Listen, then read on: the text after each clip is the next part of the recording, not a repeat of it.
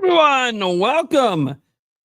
Dude, can you believe we have a direct in less than an hour? No, it's pretty crazy. I was telling Michaela yesterday.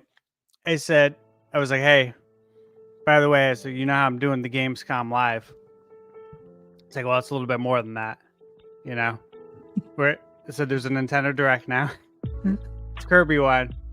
And it was funny because like I was just getting some clothes ready, right, for the trip, and to get some thumbnails done.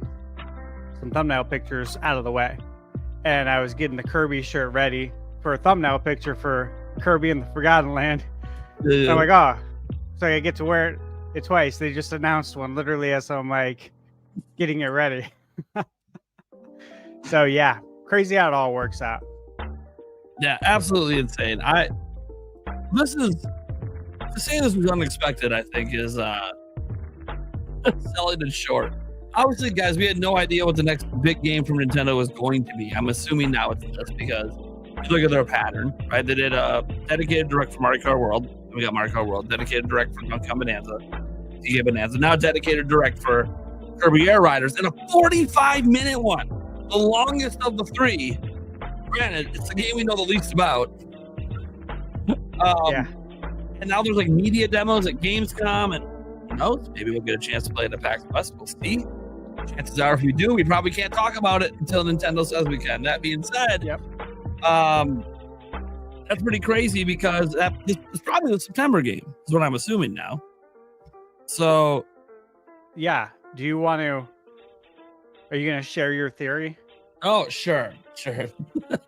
Some of you guys might know from last night when I came up with this on the fly because the Nintendo Music thing was breaking. Let me actually bring up the tweets. Hold on. You guys have the full context of what was going on because it's been captured, of course, by good old Wario64, but I did see it myself. We got to throw some one love constant in the world. Yeah, he's on top of everything, and maybe he has a team of people at this point because I know that he's posting sales posts all the time. He probably does affiliate sales for a living, but he has to at this point with how often this thing updates. Wario64 shared this bad boy right here. Right, this is on the Nintendo Today app. That there would be a new tracks, special release Kirby Air Riders, and this, you see the date? That was yesterday.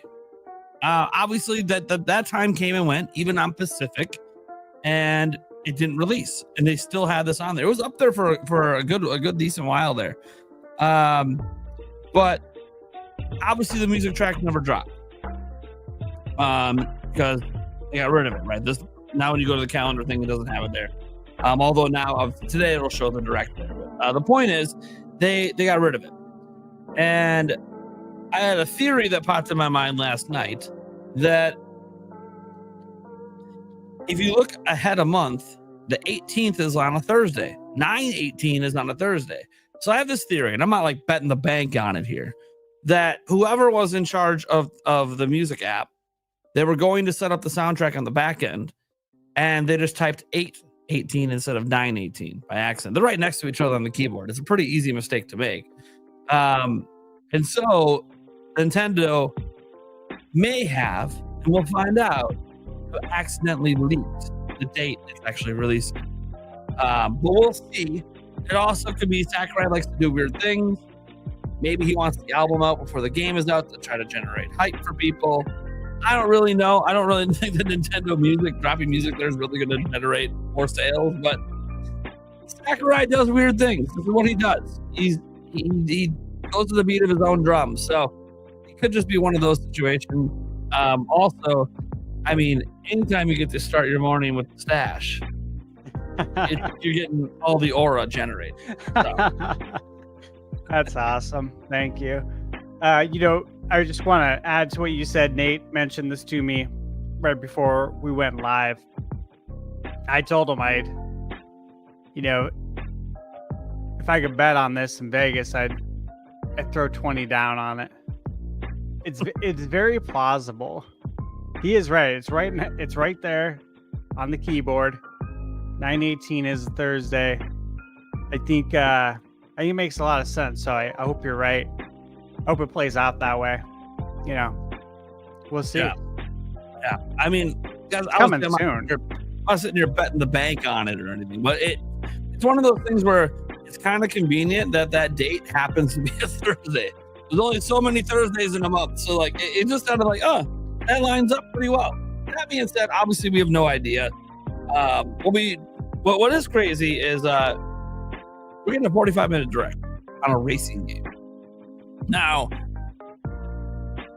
Ash, I'm assuming you played Kirby Air Ride back in the day, GameCube. Yeah, totally. Why don't you describe for these people what that game is, since barely anyone got to play it because GameCube didn't do well. Yeah, I think the thing I liked the most was the city? Is it the City Connect? Trials. Yeah, that was the most fun. I remember collecting like the power-ups in the City Connect. And I remember the game had a really good soundtrack, which when that Nintendo Music thing dropped, I'm like, okay. I mean, I thought it had a great soundtrack, so maybe that's why. Right? Maybe they're confident in it and are hyped as well. And who knows? Maybe it gets the Mario Kart World like makeover as far as the soundtrack goes. Maybe they're aiming for that. I don't know. Yeah, that was my fondest memory, I think, of Air Riders or Kirby Air Ride. What was yours? Dude, the game is crazy. They made it in 3.5 months. For those who don't know, that is the craziest part, actually. Obviously, game development was different back then. You didn't need as big of teams and all of that, but still, 3.5 months for a game is just unheard of. You wouldn't even, not even an indie game today when you hear 3.5 months for a game.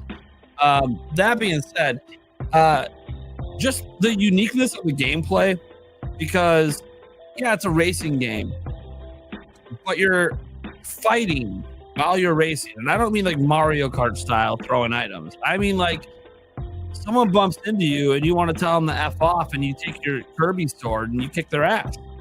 Kind of fighting. Enemies being on the track attacking you. I'm going to kick your ass. Not sucking you up and shooting stars. I'm beating your ass with my sword. Like, I don't think people who haven't played this, the biggest thing I've seen the last 24 hours since this was announced is that people are like, oh, it's another racing game. And it is. Yeah, it is interesting to do 2 in the first 4 months. But, it's just a Mario Kart clone, or it's like, a Mario Kart wannabe. No one's going to care about this game. And like, that might be true that nobody cares about the game. I have no idea. The original, did the math yesterday. Someone tried to dismiss the game during my live stream because the original only sold like 1.35 million. To put that in perspective, that's 6% of the GameCube audience. Let me tell you what 6% of the Switch audience is. 9.3 million in sales. So we're just going to dismiss the game that if it was on Switch and it sold 6%, it would be 9.3. I'm not saying that that'd be the best-selling Kirby ever, by the way. So I'm not saying that it's going to be best-selling Kirby ever territory. It's got to beat our Forgotten Land for that. But could this easily be a 3, 4, 5 million seller long haul? Yeah. I actually made a prediction that I think when we get to the end of this direct, a common opinion is going to be, holy shit, this looks better than Mario Kart World. Maybe I'm wrong. Maybe I'm trusting Sakurai too much, because people go back and they look at the original game. It's got like a Metacritic score of a 70 or a 61 or whatever. I'm like, yeah, but look at the user score on it. 8.2. Yeah. Look, hey guys, I don't know about you, Nate. I don't know about you, chat as well. I put a lot of stock, I think more than the average person does, in the user score, whether it be on Google, the user score, Rotten Tomatoes for movies, obviously for video games, like Metacritic. I put a lot of stock in the user score because I feel like if someone took time out of their day to write a user review and give it a positive one, whether it be positive or negative, right? It was impactful. And so for it to be a much better score than the critic score, it just put a lot of stock in that. Because how many times have you seen movies that the critics say are trash and you love? too many times to count, right? And that's why I just put a lot of stock in that. That's why reviews to me are so important, and to not just take one source, right, as the main review source. You got to get your reviews kind of everywhere, because some people might review it different. You know, someone at IGN might review a game, might review a Metroidvania, but hey, they don't like Metroidvanias. So why is this person even reviewing it? They're going to give it a bad score anyways. It could actually be a really good game. But this stuff happens all the time. I think case in point, right, with Kirby. Yeah. I mean, people loved it. 8.2. You know, obviously that's not like the 9.0s and all that stuff that people like to see, but here's the thing. It was a game made in 3.5 months on a platform no one was really buying relative to anything else. I know 20 million isn't nothing. 21 million is not nothing. 21.74 million is what GameCube sold, according to Nintendo. But yeah, like, you know, the game sold relatively well, all things considered. To be a million seller on a platform that only sold 21 million, that's a big deal. There wasn't a lot of million sellers on GameCube, and this was one of them. So you gotta admit that it obviously had some appeal. It's just wrong place, wrong time.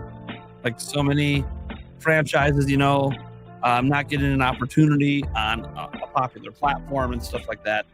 But now Nintendo's in a different place, and they do handheld hybrids. They've never had a handheld sell less than 75 million. That was 3DS.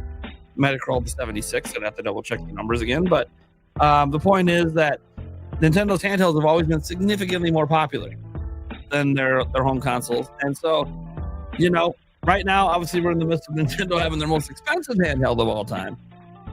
But I think in a few years, the price isn't going to seem so bad. When the next generation of the competitors come around, when the handheld PlayStation 6 that's supposedly comes around. Yeah. I think you're going to be shocked to see that Switch 2 might actually look like a bit of a bargain. But we'll see, of course. The one thing that Sony and Microsoft both have in their favor is they are willing to sell hardware at a loss, which is something Nintendo refuses to do unless they absolutely have to, which, again, they've had to do it a couple times in the past because of sales problems. But that said, we have some super chats here. Kitsune84, are you going to stream the next Tales of Remaster stream? It's after the Kirby Air Riders stream. I wasn't jam-packed day. Wasn't planning on it, but let me look it up. Tales of I forget which channel it would be on. So I'm trying to look this up here. I was talking with one of my friends this morning, Blake. He's following the 2K scene very closely. He always does. Today's community day also for NBA 2K, which they do every year. And so he's going to let me know if Switch 2 is there as well. Because that would be the first time anyone sees how 2K is on Switch 2. So I'm hoping it's there. Are they only streaming this in Japanese? I was hoping they'd be streaming it in English, but it looks like it's in Japanese only. Yeah, it looks like the word on the street might be Tales of Zillia. Yeah, that's what it sounds like. Yeah, so we'll see. Maybe we'll pop in and just check on it for a moment, but obviously it being in a different language means we're not really understand what's being said on screen. You can probably tell what game it is, of course. Now let's see what it looks like. We'll see what happens. We have a long day today because we also have opening night live. And I know I need to somehow get a break between. I gotta eat something. I haven't had breakfast. I gotta eat something. I gotta get something in between. But trust me, there was a part of me that thought about making this one long ass live stream from 7 a.m. until the end of Gamescom. But I was like, nah, man, I gotta eat.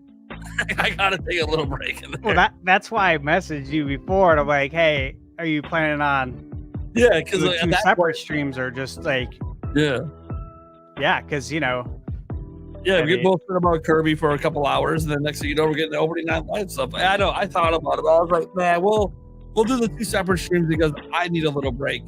Not that I couldn't take over Stash here, but I need to get a little bit to eat. Whenever the streams are this early, there's no time. I didn't even have time to make a shake this morning. I literally woke up, got dressed, walked downstairs.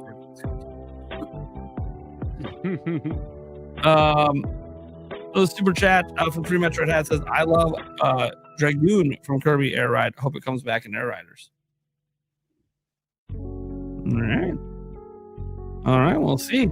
I think Sakurai's got a lot cooking. A lot. I know Sakurai can be a bit of a showman. There were people joking that, watch, it's 40 minutes of Sakurai walking around Japan eating his favorite snacks, claiming that these are Kirby's favorite snacks. That's 5 minutes of actual. I don't think that's what's going to happen. But Sakurai is a little wild sometimes. What I will say is there's going to be some pretty cool CGI. He likes his little CGI. So there's going to be something cool going on with that. But I don't know, man. He's never had this much time to cook on a Kirby racing game. So I'm excited to see what the Maestro came, because he wanted to make this game. The reports are he told Nintendo, I'll do the next Smash, but I want to make another Kirby Air Ride game. Well, yeah, because from what I had read, I remember this story back in the day, but it's more out there now, right? And that he got pulled in when there was 3.5 months left to take over directing. So they needed him to come in and steer the ship, right? Fix what's not working. Yeah, and so he had 3.5 months to steer the ship, which is wild, right? That is just absolutely crazy if you think about that. And so I think it's awesome that all these years later, he's like, yeah, I want an opportunity to steer the ship from the get-go and do this right. I want to write this, because he looks at it as probably I wouldn't say missed opportunity, but he didn't get a fair shake, right? Because you got pulled in at the last minute, so he wants to go do it right. Yeah, I'm like, that is so cool. Yeah, like it never hit the potential, and now, Switch 2 selling really well, record sales. Time to get in. Am I surprised it's this early in the gen? Sure, a little bit, especially because Mario Kart was the launch title. A little shocked, but I'm going to say this: Kirby Air Riders is going to be nothing like Mario Kart. The only thing they have in common is they're both racing games, but it doesn't play like Mario Kart. The original didn't, anyways. Obviously, this one I'm assuming doesn't play like Mario Kart, because that'd be really weird if he's just making a Mario Kart clone. I don't think that was the goal here. I wouldn't be surprised if there's a ton of modes. If there's a story mode, that wouldn't even shock me. Like if you're running a story mode from a Nintendo racing game, higher chance of this than there ever was with Mario Kart. And how many characters there's going to be? The Kirby roster is pretty large and robust. There could be a lot of different Kirby characters in there. I know some people were like, oh, maybe here they do crossovers. Maybe. I have no idea. All I know is Sakurai loves Kirby. Talked about this last night, and I'll say it again. There is no Nintendo universe without Kirby. He saved everyone in Smash Bros. Remember? In Smash, everyone, like all of the greatest Nintendo characters, couldn't defeat the baddie and got taken away, except for the Puffball. That lets you know how much Sakurai loves Kirby. It's his creation. It's his original creation back when he worked at HAL. He's always had an affinity for Kirby. Obviously, the Kirby team has some great people behind it right now. Forgotten Land was amazing. DLC's looking pretty good. So Kirby's in good hands. So it's not like he was walking in and being like, hey, I want my baby back, and I'm going to make a new, mainline Kirby game. Oh, man. No. I got the Chili's song in my head now. Yeah, right. But he's like, no. Here's something I know you guys are never going to touch again. You're never going to make another Kirby Air Ride game. I know it. You know it. I know it. I want to make it. And this is a way for me to go back and touch my character again. So I think he went all out. In fact, there's a 45-minute direct. He went all out on this game. I can't wait to see what happens. Venny coming in saying happy Kirby Day to all who celebrate. Kirby sucks. He sucks real good. And that's why we love him. Yep. He sucks. He blows. He consumes. And it's one of those days as Nintendo fans, we can't be afraid to say this. He sucks and blows. Right? I ain't dirty. That's just a fact. You know, a lot of people in chat are just kind of echoing the same sentiment, and it's got me thinking too. It's kind of wild to think that, all right, Switch 2 came out in June. Here we are in August. Launch game is a racing game. We had the wonderful Fast Fusion. Yeah. Got Kirby Air Ride. Kirby Air Riders. Now we got Sonic Racing Cross Worlds. Who would have thought? You could even count Arcade Archives, right? Sure. Ridge Racer. The best impression of Kaz. Yeah. I mean, I don't think Nintendo cares about the Sonic game. And this is just to be honest. I don't think Nintendo cares what third parties are doing ever. I don't either. No, I don't. They're always going to do their own thing. It is kind of weird that if you think about it, 3 arcade racers in like 6 months, it seems like so much, but it's like Nintendo doesn't count Sonic. Like, yeah, it's on our IP. We don't care what they're doing. Like, yeah, you can release it on our platform, but we don't care. I think it's good to have competition and like the mascot racing genre, any genre. We know this. I was talking with Rico Lee in chat about it. Same thing. 2K, NBA 2K would be better if we had live. Madden would be better if we had NFL 2K. Yes. And so on and so forth, right? Back in the day, we had competition even with wrestling, right? You had Acclaim, had a license for wrestling. And obviously THQ, Ukes, AKI, they had theirs with Revenge and No Mercy and WrestleMania and World Tour. It's good. We need this, but we don't really have it anymore. So this is kind of unique. Yeah, and Sven Nasty in chat's like, Air Ride players don't consider a racing game. To be fair, it's a battle game. That's the thing, though. It is a racing game, but it's a battle racing game. That's the thing about it. Like, it's not. This is the hard thing to get across to people who never played the original. Because 1.35 million is a lot, but that was a long time ago, and a bunch of people looking to play this game probably weren't even alive back then. So I kind of have to sit back and go, I think there's just a lot of people that have no idea what this franchise is. And to be honest, whatever it was back then could be completely different today, because Sakurai wasn't there from the beginning. He had to clean up a mess, and he never got to fully realize whatever his hopes and dreams were for this game. And so now he gets a chance to do that, which is awesome. City Trial. And that's the big thing a lot of people remember from the game. City Trial was such an amazing experience. I'm sure something similar or something like that might be coming back.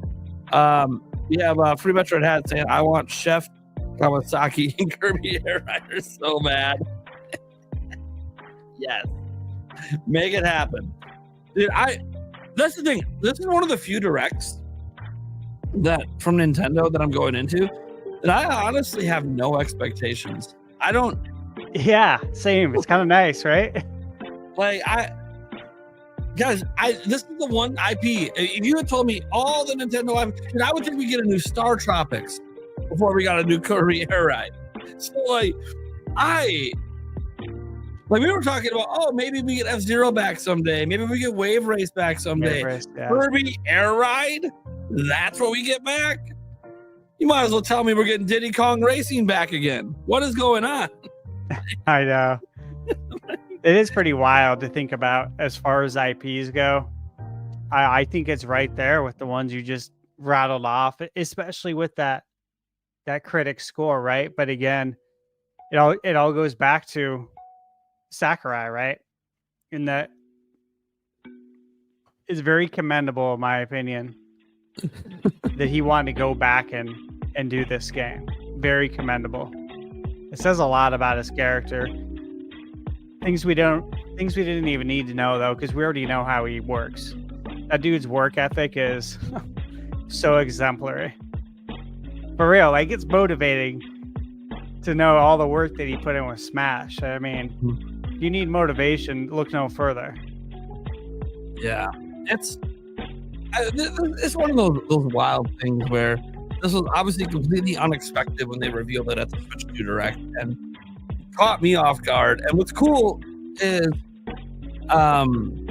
there was no real leaks for this, right? We didn't know this was coming this month. I mean, you could maybe figure with the Kirby and Forgotten Land DLC that maybe they do something with this, but the thing is, we didn't know when this game was coming out. It only had a date of 2025. It didn't say summer 2025. It just said 2025. And it was always that obscure game that I think people thought this was going to be like another Dragon Drive situation where it's like, oh, it's a cute game that came out, but nobody cares because we're waiting for Smash Bros. Or something.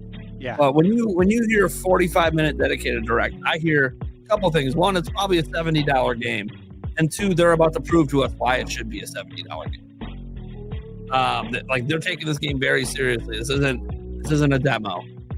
This isn't just, oh, let's give you a quick nostalgia kick. It's no.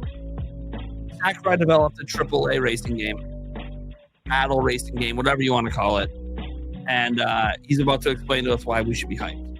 So that's a lot to live up to, because technically, if it is a $70 game, it's the most expensive Kirby game ever, and it's a spinoff. That's true.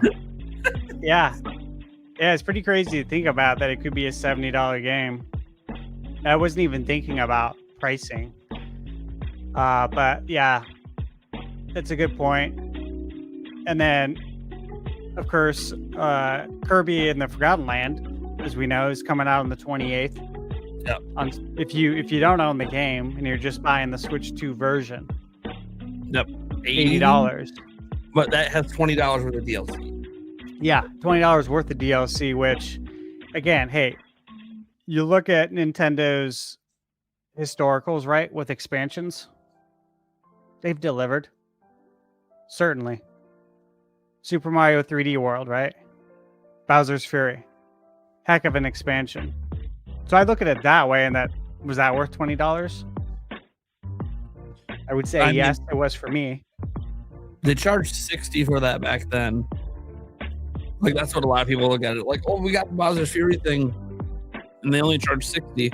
I believe was $10 more than Wii U, because wasn't Wii U pricing standard at $50? I'm trying to remember.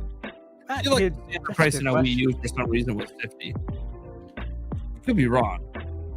I believe it was more $59.99. Yeah, it was $59.99. Okay, so it really is the same price. So it's like, I understand that, when you get a Bowser's Fury and it's the same price, like that seems like such a good deal. So when you think about, oh, we're getting this old game coming back with DLC and they're charging $20 more.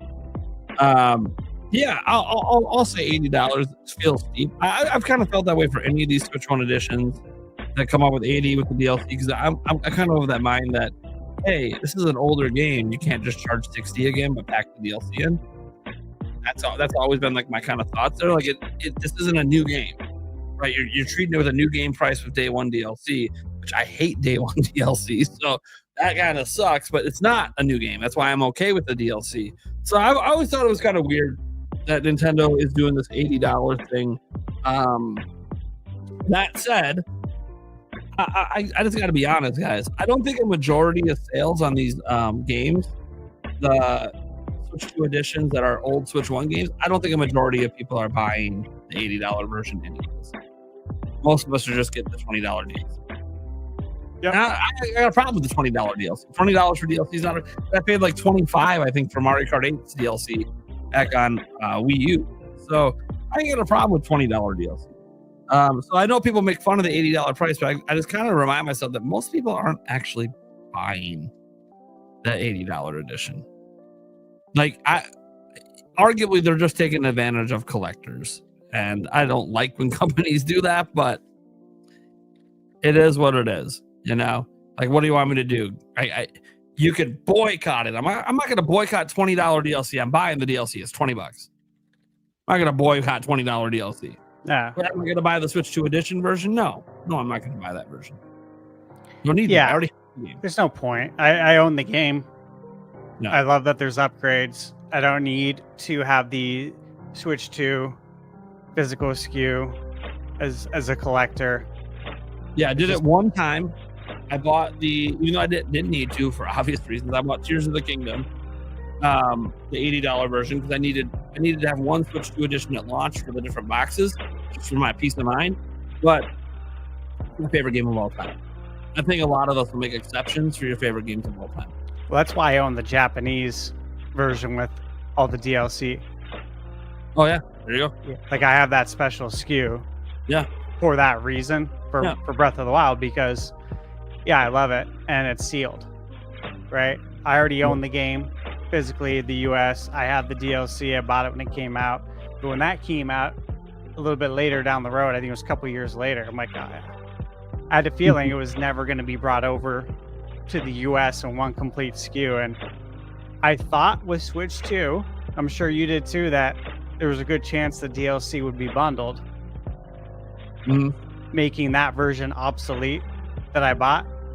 Sure enough, they didn't do it, so it's it's not obsolete. By the way, it's still a good collector's item. I saw some people in the chat. Mona's like, I've never played Kirby and Forgotten Land. I sure as hell don't want to buy it for $80. Well, that's the thing. You don't have to. First off, shame on you for never playing the game. It's a great game. It's like maybe the best Kirby game ever made. But you can literally all over eBay, Facebook Marketplace, you can regularly find the game for $15 or less. We've seen a ton of copies listed for like $8. I don't know what the shipping is for that. But the point is that, one, there's a free demo for it you can play. But two, literally, you can get this game dirt cheap. Super cheap secondhand. Brand new, you can find it for $30 at some places. So, like, you don't have to spend $80. You can go buy a used copy for like $15, $8. Buy the DLC. You spend $30 instead of $80. Like, I don't think anyone should really ever buy the Switch 2 versions unless you're someone that, like me, that was really crazy and Tears of the Kingdom is my favorite game of all time. So you're willing to spend a little extra for special versions of it just to have it. If they ever do another re-release of Tears of the Kingdom in the future that comes, like, guys, I did Breath of the Wild was my favorite game of all time at the time when that came out. And so I have like the stupid Walmart one that came with a little guide in it. I have it in my back. It's still sealed. Was that the Explorer edition? Yeah, the Explorer edition or whatever. That was cool. I Breath of the Wild like 10 times. Tears of the Kingdom, I'm on now like my 6th copy. Like, when it's my favorite game, there's always exceptions. I'm not going to do that for a majority of games. And I love Kirby and the Forgotten Land, but it's not one of my favorite games. But it's a game I really love and I really appreciate that I played. And, for super cheap like that, I can't. I mean, dude, if you can get the game for $15 or less, steal. Hell of a game. Then you get the DLC for $20. So yeah, I don't think anyone, for the most part, unless there's that rare exception that it's like your favorite game, companies kind of have you by your balls when it's your favorite game. Then maybe you go out of your way and, like, if Kirby and the Forgotten Land is like your favorite game of all time, I can understand getting the $80 edition even if you don't need it, just because you want to have it on the shelf, you want a sealed copy, you want every version of the game that exists. I understand. Like, I don't have any of one of my biggest regrets, I don't have any of the Japanese versions of Tears of the Kingdom or Breath of the Wild. So, and actually my biggest regret is the big special edition Breath of the Wild. I don't have the one with the pedestal with the sword. Yeah, don't have. Couldn't get it. I tried so hard, and then buying it secondhand, they were charging like 5x. So I was like, well, it was crazy. I think I told you this. So obviously, I camped out for Switch, and this is when I was working at, of course, Lone Depot. And Best Buy was across the street, literally, from Lone Depot. So it worked out well to camp out, and I had the day off anyways. And I kind of held line for a few people at work as well, so they could come over and get their Switch. When pre-orders opened, I pre-ordered the Master Edition. I had no idea that when I got my Switch in line that I would be the only one in the whole entire store that got it, because they told me, they said, "Oh, so you're the one." I'm like, "What do you mean?" Yeah, "You're the one who got this. We only got one in." And it's, obviously it's your pre-order. That's it. There was people behind me in line that were obviously upset because they wanted to get it. I'm like, dude, that's crazy that I'm the only one who got Yeah, this. they didn't make It's Zelda. very many. Yeah. No, You know, like, you can't go wrong. The one special edition they made a bunch of. And then that one, there was like hardly any. I'm like, I really wanted it, man. So like someday, it's only gonna get more expensive over time. What am I kidding? If I'm rich one day, I'll maybe go and grab it secondhand sealed somewhere. Yeah, I see it back You there. guys see that? This. Let me fix that focus. So this is what Nate's talking about, right there on the shelf next to my Link's Awakening Switch Steelbook. There, that's the Zelda big box. And then if I move my face, Yep, the one right there. That's the one right I there. have. The other special. Yep, that one was way easier to get. Yeah. I think you could even get that one even after launch. I think I saw it at a couple places. They made a lot of that one, but it's that big box one, man. You couldn't. It was impossible to get. Every store I went to, everyone only got one, and it was, and I was one of the first people to pre-order. But like these stores, like at GameStop, it went to an employee. Walmart, it went to an employee. Best Buy, it went to an employee. There's only one. Like. You have to be lucky to have a store where there isn't an employee who's a big Zelda fan. Good luck. Everywhere there's still video games, there's Zelda fans. Yeah, exactly. This is Zelda's been around for it'll be 40 years, as we know, next year. So it's not like it was growing up, where you might have had a handful of friends that play Zelda, right? Way different now. Gaming in general is way different now. We've talked about this quite a bit over the years. Yeah. It's cool. It's cool to game now. Has been for a long time. Oh yeah, man. I'm just so excited. This is been waiting a long time for something special to happen with Kirby, and it's happened back to back. Forgotten Land, now this. I mean, do they dare do some special editions for this game? Sakurai sweeten the pot. That'd be pretty cool. It'd be interesting. What do you think about the original coming to GameCube NSO? Do you think it comes before or like kind of down the road? Because again, like DK64, we still don't have. And the way I kind of look at it too is that if you release something like DK64 on the NSO and someone plays that and then they don't like it, they might automatically assume that DK Bonanza is similar. Yeah. So this could hurt sales, right? Yeah. Is how I look at it. That's the way. Like I saw some people say, "Do you think it could get shadow dropped today?" And I'm not saying that it can't. The original on GameCube, but I am saying that I don't think they will, because as much as like I love that game, I replayed it last week just to see how if it's still good. I still love it, but it doesn't hold up to modern gaming standards.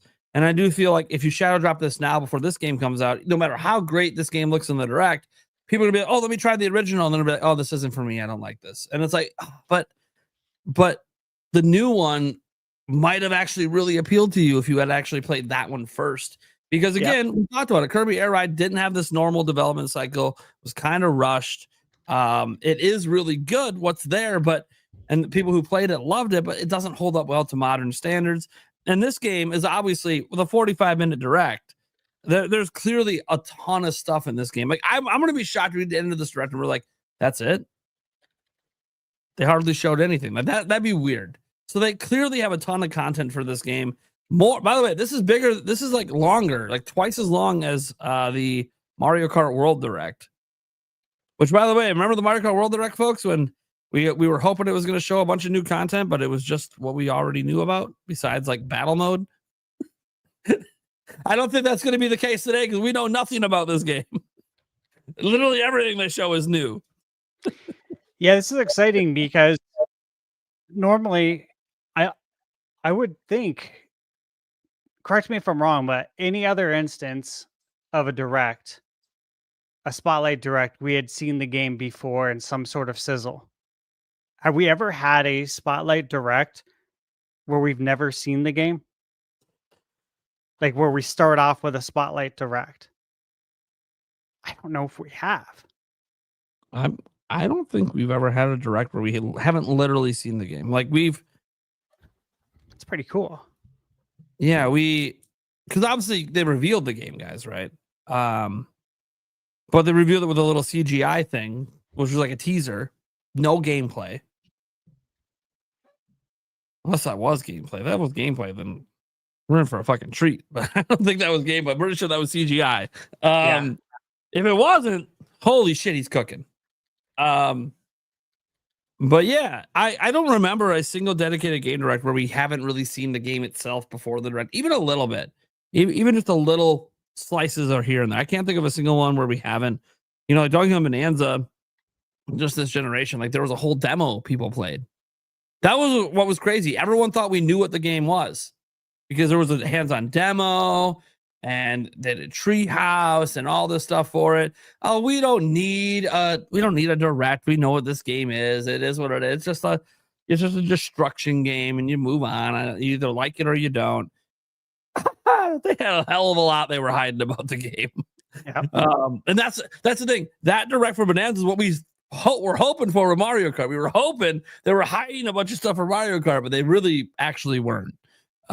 Even though I will say some of the P quests and some of the other stuff in the free roam are actually quite fun, and they didn't show any of the fun ones before release. Don't know why, but that said, dude, Sakurai, we're 12 minutes away from him, hopefully beginning to blow our minds with a game I never thought was going to exist again. Nah, this was not on my bingo card. It wasn't on yours. I don't think it was on. It was on nobody's radar. I'm gonna go check. I have a 2025 bingo card back here. I'm gonna go check. I don't know if a specific Kirby game was put on there. If it just said new Kirby game at all, then hey, we got that. Let me double check.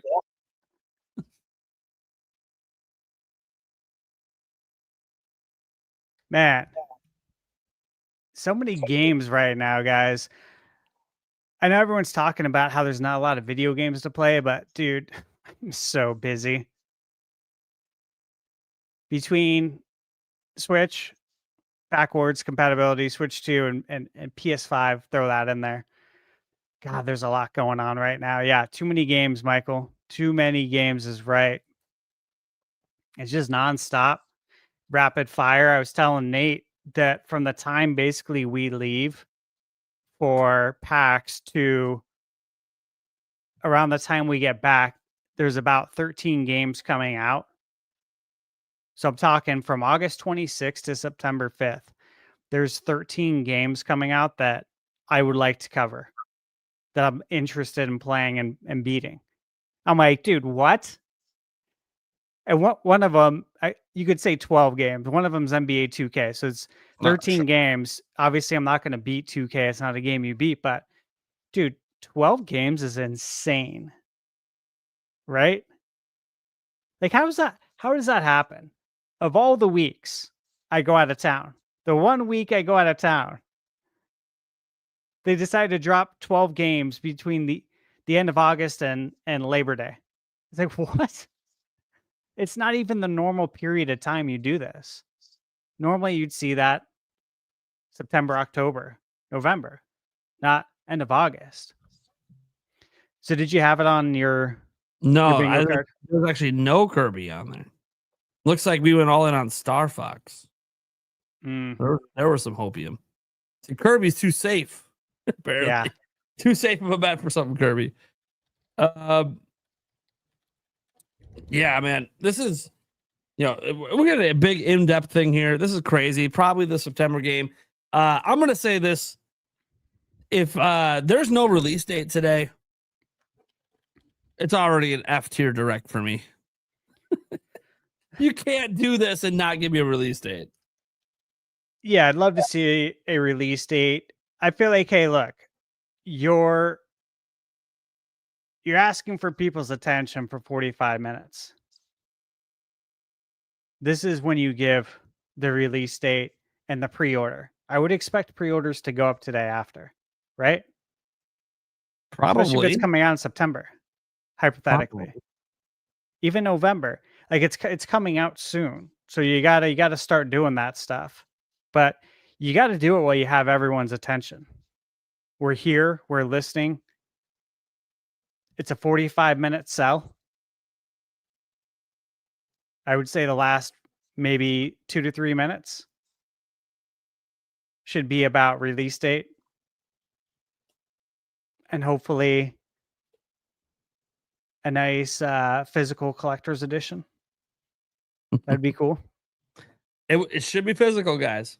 If it's a $70 game, they're releasing the physical version. So I know there are some people today that were hoping that, oh, that it doesn't cost more than $30. I'm like, you haven't even seen the game. What makes you think it's only a $30 game? You haven't even seen it. Like, you would never expect Mario Kart to be 30. Now, granted, you maybe don't want it to be 80, but you haven't even seen the game. You can't sit there and say it's a $30 game before you've seen it. You know? Yeah. That's a little wild. Yeah, no, yeah. And as Noodle said in the chat, like, yeah, 45 minutes for a $30 game, they wouldn't even be doing this. No. They wouldn't even be having this direct if it was a $30 game. I think I've caught on to what Nintendo's doing in the Switch 2 gen, which as a content creator, it's really exciting. As a gamer, it's also really exciting. I think any game they plan to sell at 70 or 80 is getting its own dedicated direct. Every single one of them. And considering that how many premium games that Nintendo releases, Age of Imprisonment, probably going to get one. Legends EA, probably going to get one. That's potentially 2 more dedicated game directs. Metroid Prime 4, 3 more potentially this year. Like, it could line up where there's almost one of these dedicated game directs almost every month. Yeah, and look, it makes sense because we were talking about this not too long ago. I brought it up in that it costs Nintendo no money, nothing outside of the employees, obviously, that you pay. But as far as marketing dollars is concerned, it's free. It's free to schedule a Nintendo Direct on YouTube, right? Mm-hmm. And the amount of people that you reach by doing this and then sharing it on Twitter, on social media, right? This is all free, man. You're not being charged money to run a commercial on some network that you don't even know. You don't even know how many people are going to watch. You know, people are going to tune in for this. And so why wouldn't you do this for every game that you're going to release, right? Like, that's how you ensure the message is crystal clear. Absolutely. Yeah,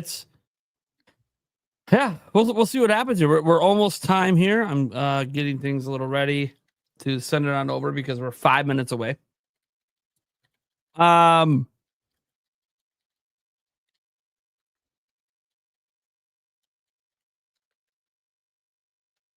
It's interesting seeing some of the opinions in the chat. People are being like, I hope it's 60, not 70. $40 for a game can add up more versus risking a $70 game. Look, tell that to Metroid Prime Remastered. $40 game. Didn't exactly sell, like, it's a million seller, but it didn't exactly sell gangbusters here. As a $40 game, being $40 does not guarantee sales. I'll tell you why this is going to be a $70 game. People associate quality with price. They hear $40, they hear this game ain't worth my time. Exactly. This isn't the next big Nintendo game. Then this is something slightly better than Dragon Drive. That's what the impression that it gives people is. This is not a premium game. You don't do a 45-minute direct for a non-premium game. Not for Nintendo. They have so many games they release. Kirby. Yeah, I see people say in the chat saying I'm wrong. You can say I'm wrong all you want. Do you think Metroid Prime 4 Beyond is going to be a $40 game like Metroid Prime Remastered? Of course it's not. It's going to be a $70 game on Switch 260 on Switch. Like, people associate quality with price. It is what it is. And I know indie games, you're right, and people usually don't consider indie games on the same level as the best of the best AAA games. You know? Now, I understand there's exceptions like Expedition 33, right? $50, blew people out of the water, probably game of the year. Yeah, there's always exceptions. Of course there are. Nintendo isn't a new studio. They're not an exception. This team's probably bigger than the team that made Expedition 33. You know, it's literally just human psychology. We associate quality with price. People view the most expensive TVs as the best, and they might not be, but the price makes them think that it is. Goes for anything. So yeah, they're not doing a 45-minute direct for a $30, $40 game. It's just not happening. If you want to hope it's 60, cool. It isn't on Switch 1, so you can hold on to that hope. I think 70 is their new standard. You know, I could be wrong. Variable pricing. And you know what you're saying, like I'm looking at your chat as well. I have it pulled up. I don't think Nate's not saying that this rule applies to everything in life, right? Not every game. Yes, we know Cuphead, Hollow Knight. There's so many games we can name off that are lower price that are absolute bangers, and you guys know. I mean, look at my channel and all the indie games I review. I love indie games. So the rule doesn't apply to everything. But I think when you look at Nintendo and Nintendo dropping a brand new game at that price, that's when people kind of look at it like, oh, this isn't one of Nintendo's big releases, I guess, because they're only charging X amount of dollars for it. That's also how people would look at it. See people spamming the chat. Mario Kart World just got an update. It actually got the update last night, guys. Yeah. It's just a bug. It's a minimal. Bug fix. It's a bug fix for the ghost racing stuff. I already knew about it this morning. There was no need to really bring it up. There's nothing special about it. We had 5 gifted members come in from Kitsune. Those went to Chippy Hipster, Joey Pitts, Magnum, Ty Schellerberger, and Ninja Please 636. Thank you so much for the 5 gifted. And then we had a quick super chat here before the direct begins. Happy direct, everyone. Let's enjoy this. That's right. Here we are. Here we are, man. Any moment now, it's about to start. Exciting times. This is the live stream, not a still image. We're waiting. It's in 4K. Let's get her done. Of course, every direct's now in 4K. Tall show, we're at 24:29. I just don't want to type it out. Here we go, man. Come on. This is the real calm before the storm. It's like silence. Yeah, there's nothing to say. You don't want to talk over it until it happens. Come on, Sakurai. Play for the goods.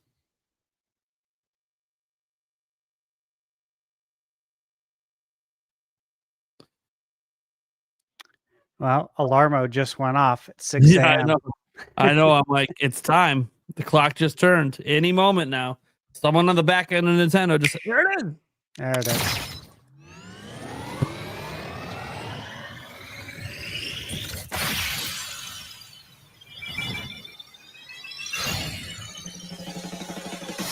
Soaring high, like shooting stars in the sky. We'll break through, knowing we finally reach. Hung on the way to dream. The music was supposed to go with it, apparently.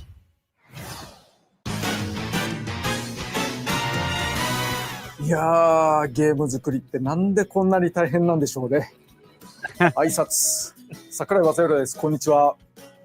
任天堂ゲームキューブでリリースされていた前作カービィのエアライドから実に22年ぶりの復活となったカービィのエアライダー。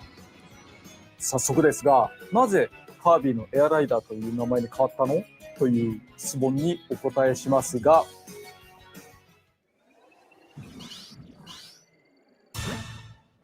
今回はライダーが選べるからです。Okay, you choose your rider this time. Yeah.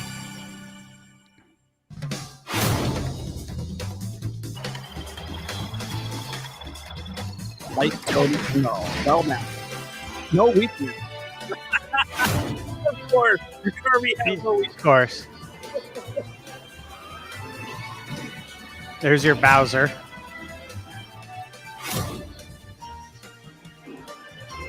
There's your Wario build.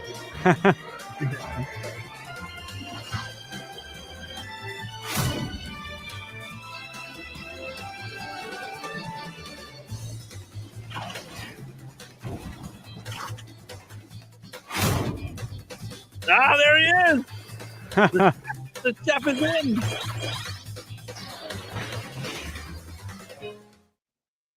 前作では番外の2名がいたものの、ライダーは基本的にカービィのみでした。カービィがさまざまなマシンに乗り換えて遊ぶゲーム。今回は各キャラの個性も楽しんでいただきましょう。なぜエアライドの新作を私が作ることになったのかというと、任天堂のソフト開発責任者である高橋さんと、当時の春研究所社長の水原さんにぜひともと強くお願いされたからです。その頃私はスマブラスペシャルのダウンロードコンテンツ制作に忙しく、とても手がつけられなかったのですが、マッハで企画書を完成させました。このあたりについては私のチャンネルでご紹介していますので見てやってください。開発担当はバンダイナムコスタジオ、春研究所ではないのですね。私こと空とバンダイナムコスタジオはスマブラ4やスマブラスペシャルと同じタッグということになります。それでは本題です。カービィのエアライドとは、つまりカービィを使ったレースゲームですと。こりゃマリオカートで良いですね。キャラ物のレースで人気のあるコースを走ったり戦ったりすると。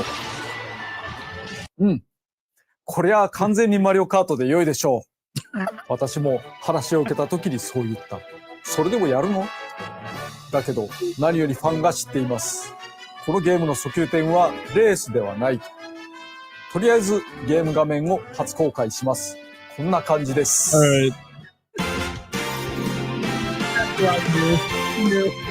Yeah, I love it. 3, 2, 1, start!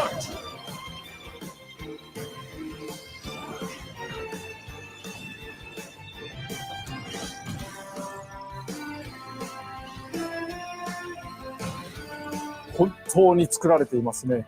これからたっぷり説明させていただきます。基本的なマシンの走らせ方について、ここ大事なのでぜひ覚えてください。さまざまな形状や特徴を持つ乗り物、これがエアライドマシン、略してマシン。上に乗る人は通称ライダー、ドライバーではないですね。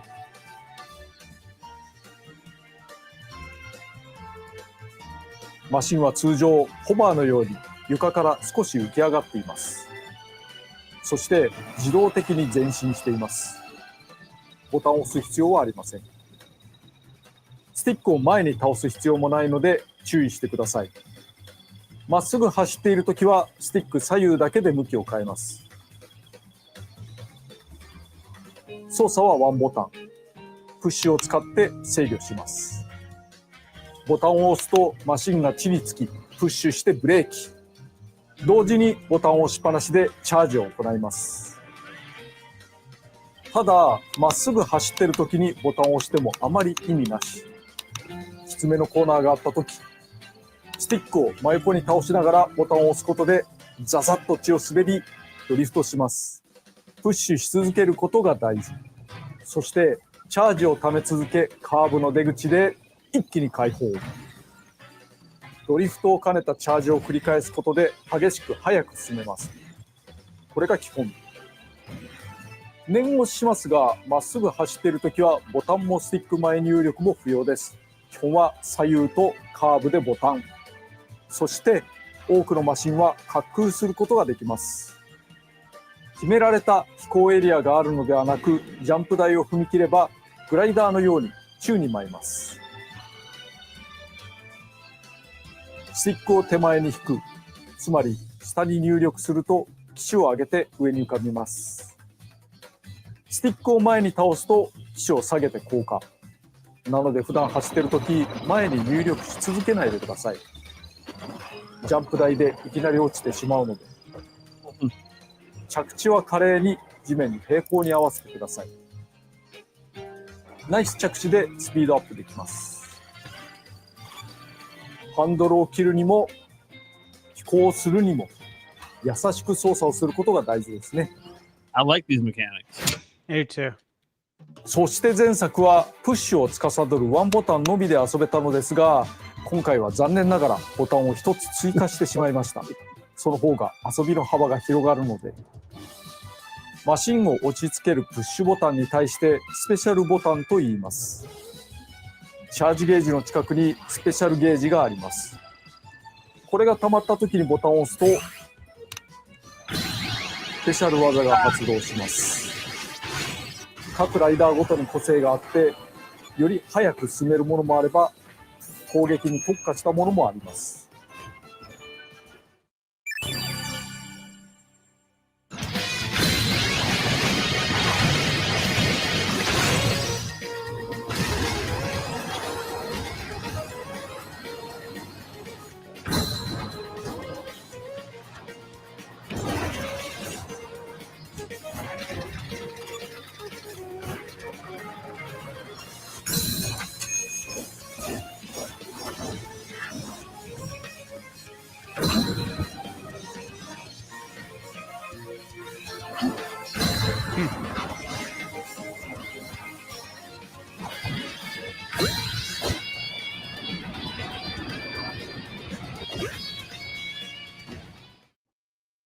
カービィだけは4つのスペシャルがあり、色を選ぶことで使い分けられます。 Of course, only Kirby. まあ主役ですからね。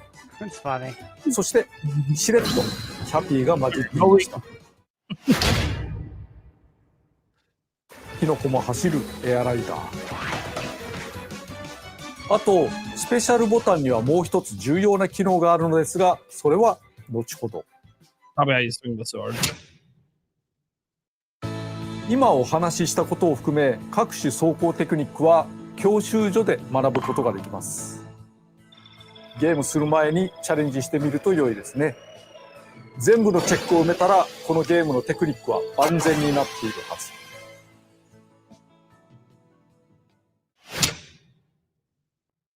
そしてマシンの性能は様々です。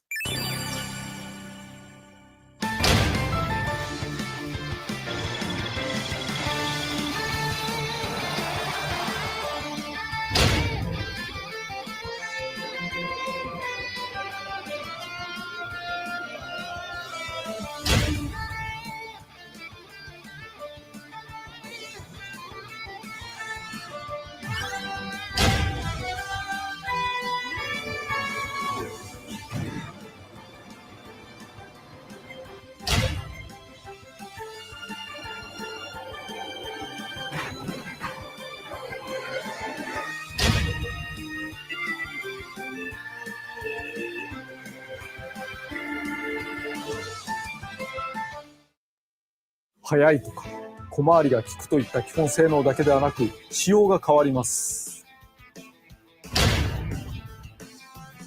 例えばヘビースターはチャージをため、それを燃料として走ります。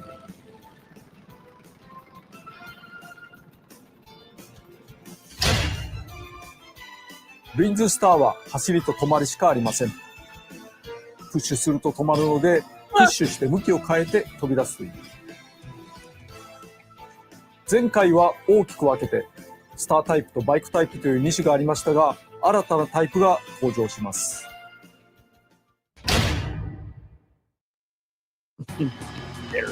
二輪走行で安定して走れます。ついでに言うとかっこいい。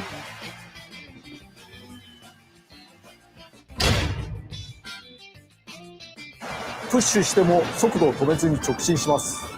そして向いている方向にチャージダッシュ。耐久性も高いです。なぜかキャラ立ちがあるマシンたち。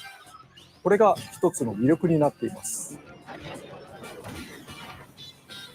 ところでマシンはルールによっては壊れかけることがあります。実はこの時少しスピードアップしています。逃げ切ったりするにも有効かもしれませんね。前作ではメタナイトとデデデがかろうじて参加していましたが、マシンを自由に選べませんでした。今回は自由に乗せ替えることができてよかったね。ライダーは他にもいます。Here we go. More characters. Hell yeah.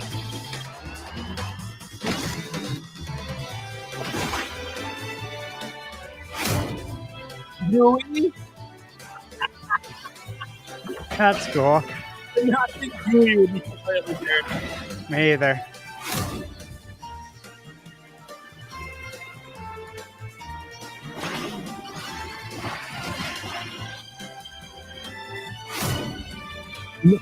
Yo, hell yeah.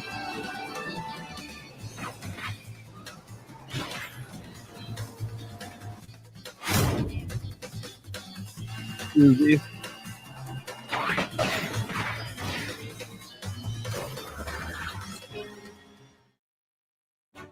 ライダーは軽さや大きさでマシンの性能に影響を与えます。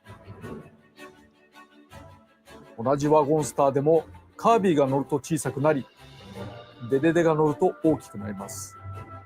マシン自体が変わってしまう不思議さ。イメージ通りカービィの方が加速に長け、機敏に曲がれ、デデデの方は最高速度や攻撃力、耐久力が上がります。し Lot of かし strategy. 走行性能が変わるだけではありません。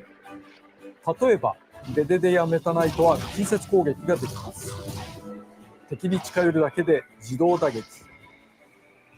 キャピーは帽子がシールドになっていて打撃に少し耐えます。マシンも特徴深いですから、それに合うライダーを探せると良いですね。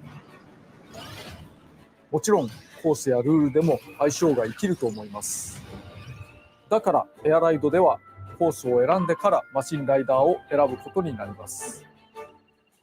しかしライダーが選べるとなると気になること、コピー能力はカービィしか使えないのでは？カービィシリーズですから敵キャラクターからさまざまなコピー能力を奪えます。それはカービィの1000倍特許。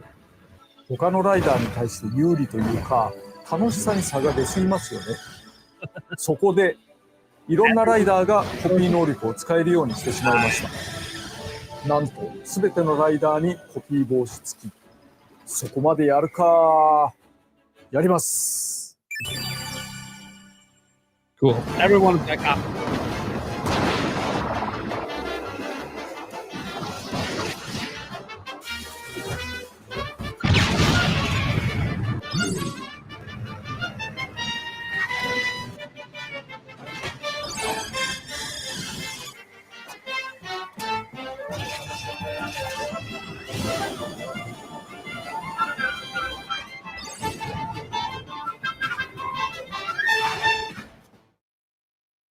ちなみにプラズマ能力はスティックをガチャガチャする必要がなくなりました。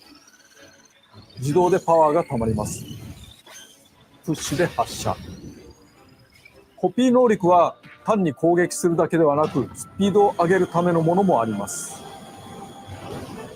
コピーを持つ敵キャラを捉えるには目の前でプッシュ、つまりポンとボタンを押す。カービィは吸い込みですが、他のライダーではキャプチャーという技で捕まえます。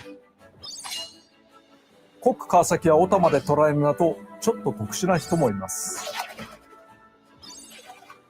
コピー能力を持っていない相手を捉えたら星型弾にして打ち出します。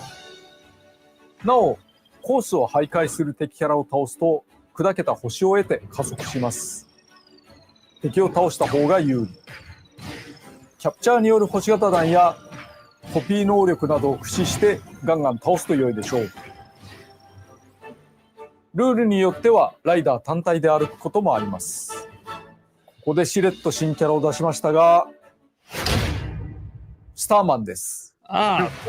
キノコのキャピーも含めてもともと雑魚的だけれど、ライダーはメジャーなキャラクターばかりではありません。個性重視で出場しています。これを機にスターマンの可愛さに気づいてくれる人が増えたらいいな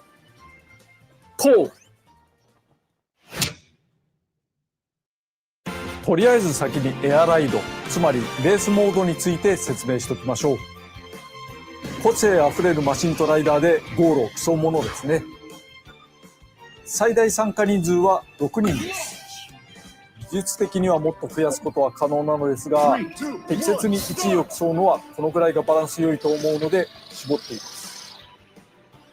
参加者が多くなるとごちゃごちゃしすぎたり、勝ち抜く可能性も低くなったりしますから。とりあえずこれから1周だけに絞って遊んでみます。人のプレイでは画面用意するかもしれませんから、画面から少し離れたり、画面を小さくするのがおすすめです。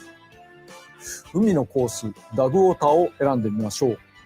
キャラモノのレースの海コースで、白い砂浜、ラテンが流れていたりして、喉からリゾート風味になりがちですが、このカービィのエアライダーはそんなに甘くはないです。ご覧ください。海の面行ってみます。海がいきなり割れてますけどね。わー、すごい。何が起こってんだろう。なんて、のんびりしてる場合じゃないですか。敵が走った双方軌跡にはスタースリップというのがつきまして、つまりこのキラキラしてる星ですけど、それを捉えることでスピードアップすることができます。また、自身が敵キャラクターとかライバルを攻撃すると、その分スピードアップすることができます。攻撃によって相手の足を引っ張るというのではなくて、攻撃によって自身をスピードアップするという、そういう遊びなんですね。今、カッター能力とかで徐々にスピードアップしてますけど、ここは素直にドリフトで抜けて、大砲、そして大渦、そしてもう水の荒れ来るのがすごいですね。生きた水というコンセプトで、このコースは作っていますけど。コピーもう一個取ってみて。何かな。お、ホイールだ。このホイールの上土スペシャル。これでどうかな。このまんま巻いてっちゃおう。よし。はい、フィニッシュ。ああ、これは気持ちのいいやつですね。気持ちのいいゲームですね。というふうに攻撃行動はいろいろあるけれど、それによってスピードアップをしていくという遊びが見て取れたのではないかと思います。あと、海の面ダイナミックですね。音楽も含めてコースは密度高くよく作られていると思います。同じようなところがあまりなく、くるくる展開が変わります。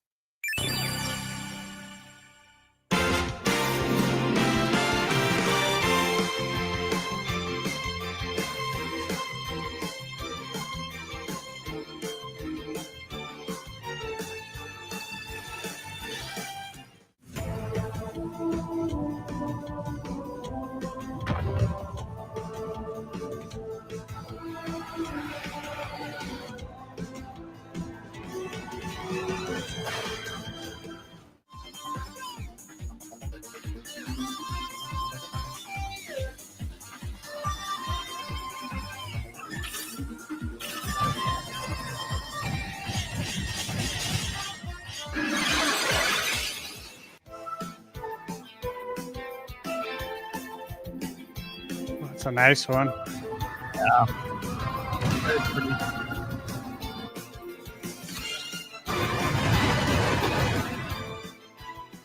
先頃のプレイでも使っていましたが、勝つために大事なテクニックをご紹介しておきます。まずはスタースリップ。マシンは星をまき散らかしながら走りますが、その星を得ることでスピードアップできます。つまり後続有利。ライバルが走った軌跡を捉えていきましょう。そしてライバルや敵キャラへの攻撃。ヒット時に出てくる星屑を受けてスピードアップできます。星屑はマシンのパワーである。いろんな攻撃アクションができるゲームですが、先行者の邪魔をしたり、足を引っ張ることが主体ではありません。やられた時のダメージリアクションも低めです。後ろにつくことにより、また攻撃により、自身をスピードアップさせて競う遊びです。なお、ゴールした後、オンラインでフレンドではない誰かと遊んでいる時には、フィニッシュ後、さっさと次のセッションを探します。他の人のゴールを待っている必要はないのですね。次々と遊んでください。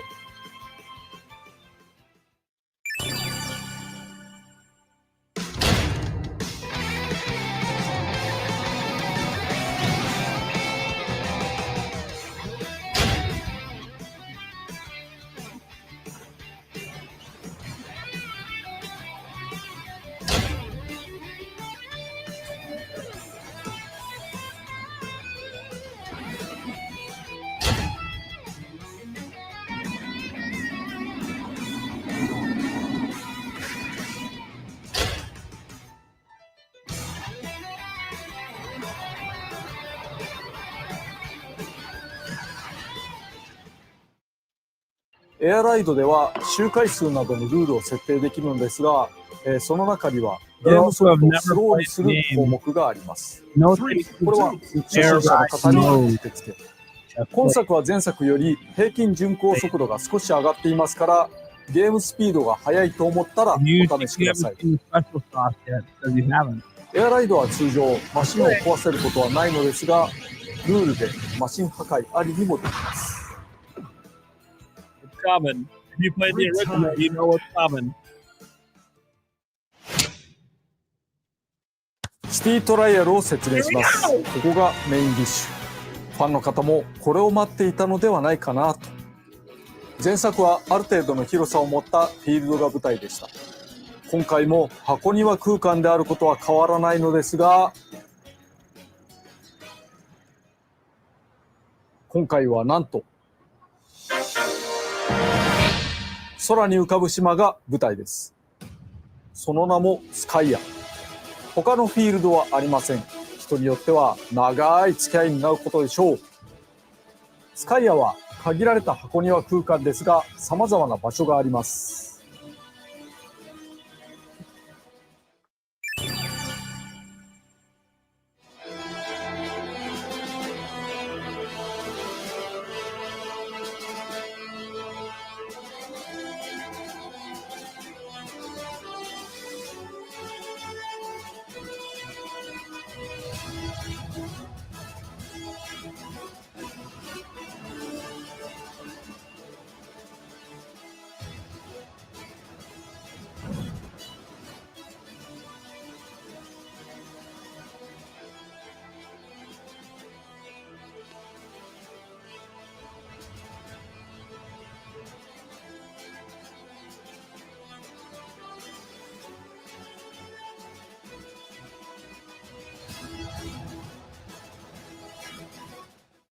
A lot of ゲ variety. ームの流れをざっくりご紹介します。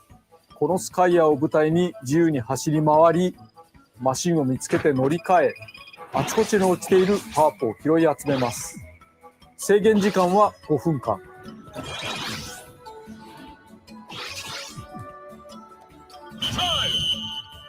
するとそのままスタジアムへ。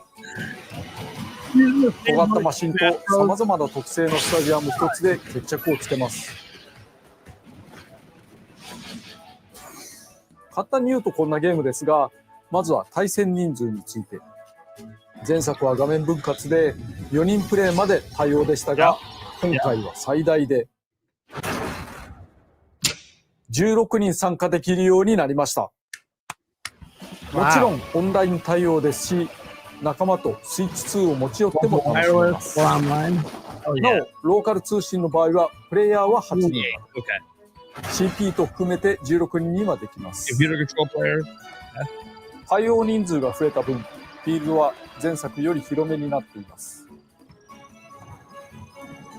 同時対戦できる人は増えましたが、一人で遊んでも面白いので、CP を好きな数だけ入れて延々と試すのも良いと思います。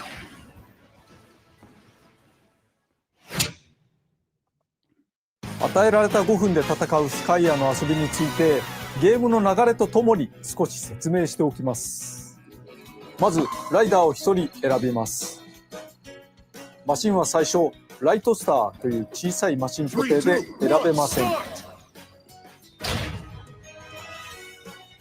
ライトスターは扱いやすいけど弱い。ゲームスタートしたらなるべく早くマシンを見つけて乗り換えてしまいましょう。誰も乗っていないマシンを空車と言います。ここで大事なこと。ボタンが一つ増えたという話をしました。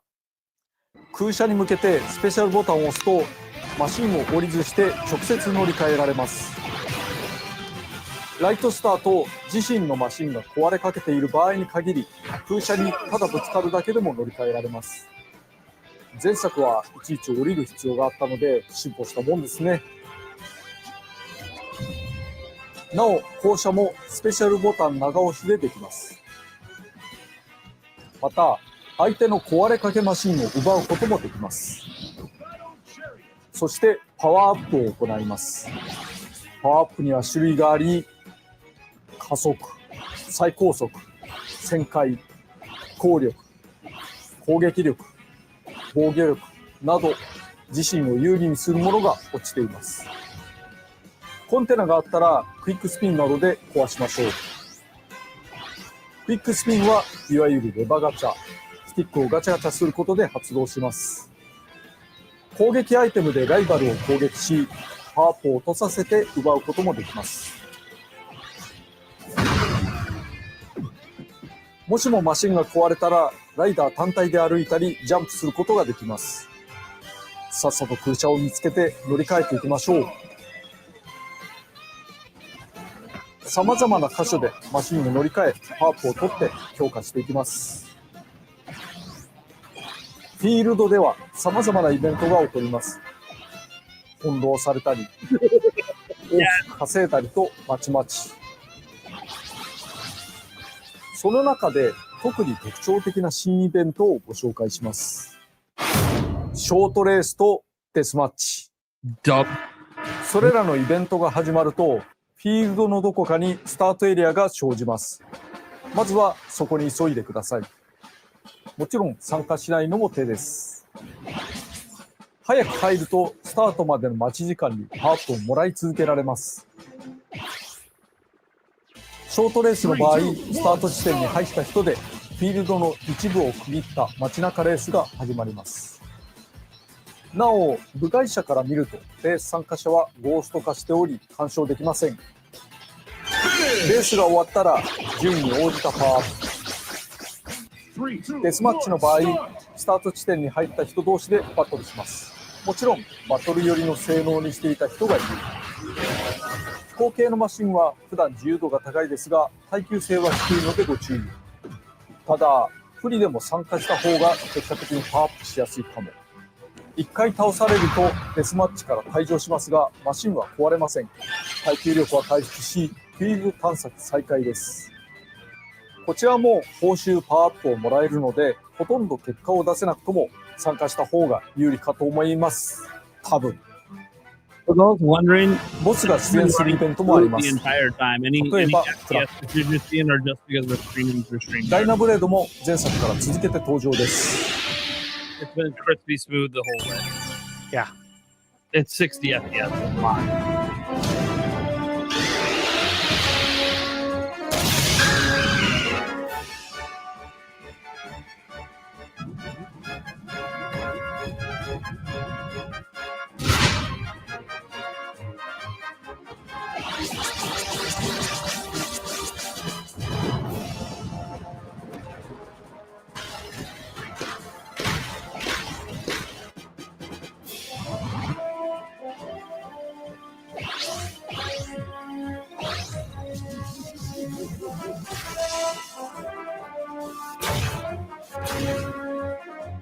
See the boss fight, guys?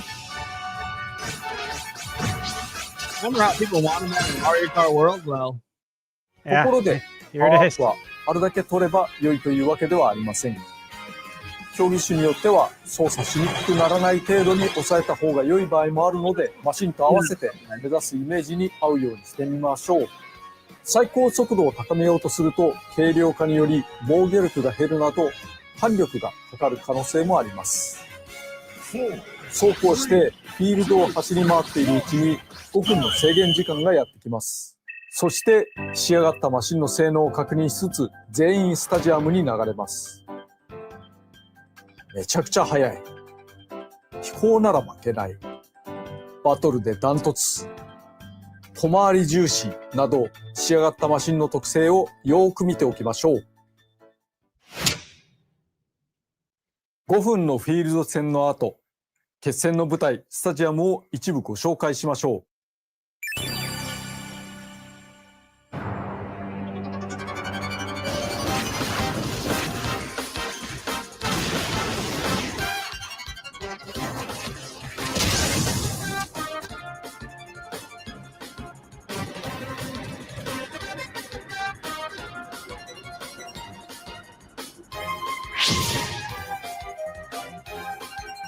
3, 2, 1, go!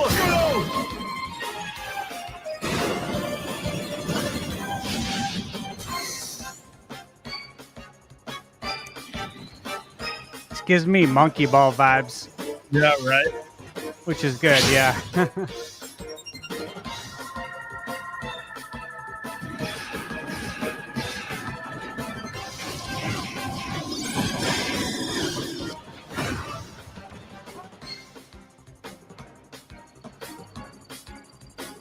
'There's no content, guys. There's so much content in this game.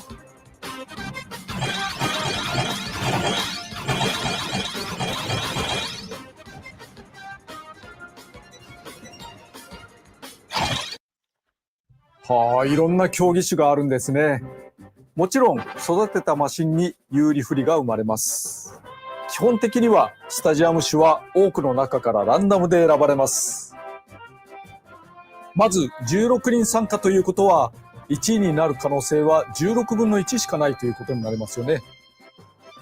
中には100人で対戦をするようなゲームもあるので気にしないでいいのかもしれないけれど、あんまり勝ち目がないのも厳しい。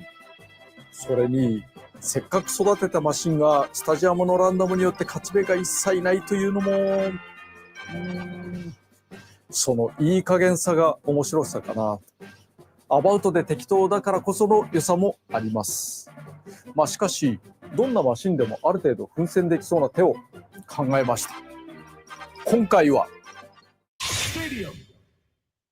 スタジアム種をランダムで出てくる4つの中から選べるようにしました。マシンやパワーアップの方向性などに応じて好きなスタジアムを選んでください。スタジアムの傾向はばらつくようにしています。成長結果などによりおすすめマークがついているので迷ったらここに入りましょう。16人の参加者は同じく提示された4つのスタジアムのどこかに入ることになりますが、どこに誰が入ったのかはスタートするまでわからず、ここから駆け引きが始まっています。自分が飛行型マシンだからと飛行系競技を選ぶのも手ですが、誰かがより突出した飛行マシンを完成させていたと見たら、対戦を避けてスピード系や障害物系に行くのもありですね。もちろんその裏を書いて突出した飛行マシンが飛行競技ではなくスピード競技に入るのもありです。なるほど。これは面白いですね。ではシティトライアルを CP 相手にワンプレイしてみましょう。CP を11人で12人戦で試してみます。とにかく毎回展開がコロコロ変わるので取れ高が高いものになると良いのですけれども、観光重視で行ってきます。はい、始めます。最初のライトスターは弱いのでよく見て近くのマシンに乗り換えを行う必要がありますね。ウィングスターあるからそれ乗り換えて、乗り換えは簡単で Y ボタンをポンと押すだけで、すぐにできます。最初のライトスターだったら特にボタンを押さずして、ぶつかるだけで乗り換えることができます。そして当面はコンテナを見つけて、それを破壊して中身を得るというのがいいですね。こう野良で落ちてるようなものも見つけつつ、あ、そこにコンテナがある。イベントが起こるんですけど、今空を飛びやすくなったみたいです。飛びやすくなったから、これだったらプーッと結構初期能力なのに上の方まで行けそうですね。なかなかいいかもしれない。ちょっと地下街とか見てみましょうかね。空飛びやすくなってるのになんだけど、地下の氷がありますね。うわ、浮いてしまう。なかなか浮いてしまうので、まあまあ邪魔な時ありますけど、良いことも悪いことも起こるのがイベントなので、そしてこれはゴルボを投げると、ポン。自分の邪魔してどうするんだっていう感じですけど、こういうところ通るとスカイアが空を浮く島っていうことがよくわかりますね。ついでにこういう環状線も紹介しておきますけれども、駅をつなぐ環状線がこうやってあるんですね。外側を回っています。そして横の方に入力をしておくと左の方ですね、赤い線になって途中下車ができるというような要素もあります。レアコンテナ珍しい。と言ってる間にデスマッチが始まってしまった。ウィングスターだとめちゃくちゃ不利だから、ここはワゴンスターに乗り換えておきますね。まあワゴンでもよくはないけど、ウィングよりはいい。そしてデスマッチはこの中に入場してきた人たちで戦い合うわけですけれども、相手を倒した時の報酬と、自分の順位による報酬の2つがあります。まあ、だからとにかく稼ぐためには相手をよく倒した方がいいし、1人目。そして、自分がなるべく長く生き残った方がいいっていうことですね。この落ちているアイテムなんかを駆使してなんとか頑張っていくというようなマッハアタックです。2人目ラッキー。結構ここで3人目4人目、うわーこれ儲かりすぎでは。この目ちょっと強いんじゃないの？すんごい儲かってた。儲かったおかげでだいぶスピードも速くなってまいりました。1位ですって。そうだなぁ。ここでウィングスターにまた乗り換えてみよう。これだいぶ上に上がれるんじゃないですか。遠くに飛びますね。これはなかなか火山が見えますけど、火山の中にも入れますが、それは中身内緒にしておこうかな。ここ闘技場ですね。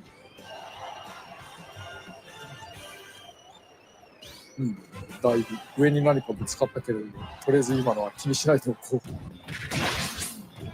う。さて、そろそろ時間も少なくなったので、身の振り方を考えなければいけないです。身の振り方っていうのはどういうスタジアムが出てくることを想定してどういうマシンに乗るかってことですね。これはゴルドーが降ってきた。なんだろうこの悪夢のような光景が。でも自分は飛べるからね、みんな頑張って。ああ、こんなにすごいゲームなんでしょうね、空飛ぶ島がこんなたくさんのトゲトゲウニウニに支配されるっていうゲームってあんまないですよね。あ、そうだ、一つ触れておくと、これもちょっと今スペシャル使っちゃいましたけど、降車できます。降りられるけどアイテムはその時拾えないですね。だから降ろされたりとか、降りたりしたらすぐに、マシンを乗り換えたりする方がいいと思います。そして身の振り方は決まりました。もう今回は飛行能力が高いから飛行の何かで攻めるということにしようかな。あと5秒ぐらい。5、4、3、2、1、タイム。おしまい。音楽もぴったりと決まるという。飛行13、そして加速も12。やっぱり飛行で攻めるべきですかね。重たさも上がってるので、反面防御力とかも少しずつ上がっていくと思います。だから何でもいけるな。何でもいける中でこういうのができましたけど、やっぱりおすすめに準ずるべきかなというわけで、ポイントストライクに。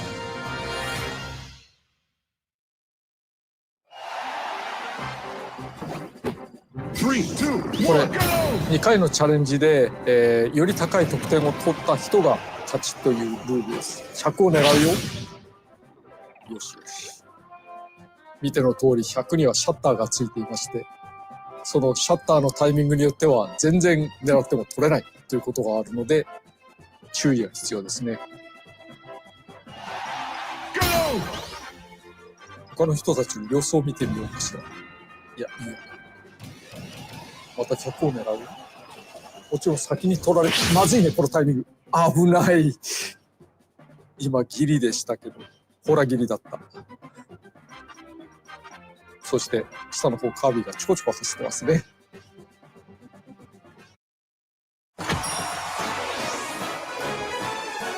はい、1、2。はい、お疲れ様でした。ナックル・ジョーが、ライトスターに乗ってますね。これは、スタジアムに入る前にマシンが壊されたりなかったりすると、ライトスターに戻されちゃうということになるので、気をつけましょうということで。このゲーム面白いな。シティトライアルでした。ところで、アイテムについての新要素。アイテムは新しいものを拾うと上書きされますが、使用中のものを一つだけ取っておくことができます。コピー能力は毎回使い切りでストックできませんが、アイテムはストックに入り、空きが出たら自動的に戻ってきます。ただし、使いかけの状態で戻るのでご注意。半分使っていたら、半分なくなっています。ほぼ切れている場合はストックされずに消滅します。スタジアムについて。たまにスタジアムが16人全員で一つに統一されることもあります。前作と同じルールということになりますが、この場合スタジアム選択はなしです。コース開始前に予告がある場合と、いきなり全員一緒になる場合があります。予告がある場合、そのスタジアムに有利そうなマシンはみんな欲しがりますから、それも駆け引き。フィールド時、アイテムの予言の書やアナウンスでスタジアム種を教えてくれることもありますが、アナウンスはたまに偽情報を混ぜてくるからご注意。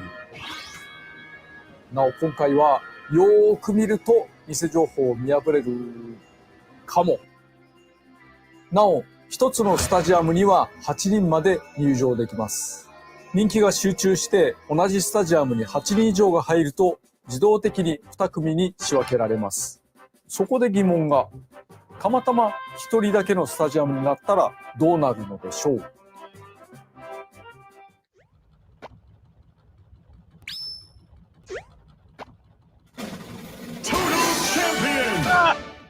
あなたに敵はいなかった。大勝利です。一応その後、その時のライバルと性能を持った CP と遊ぶこともできます。これに勝っても負けても優勝になりますけれども、オンラインで誰かと遊んでいる場合、自身が終わったらさっさと次のセッションにつなぐのはエアライブと同じです。好きなだけ遊んでやってください。参加人数が少ない時の対戦時は投票によってスタジアムを抽選することもできます。前作同様、完全ランダムにもできますので、ルールをいじってみてください。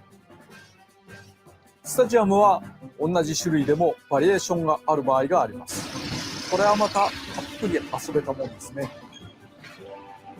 ファンに長年愛されたシティトライアル。ここに来て新作を遊べるようになりました。令和ですけど。ぜひお楽しみください。Damn, man.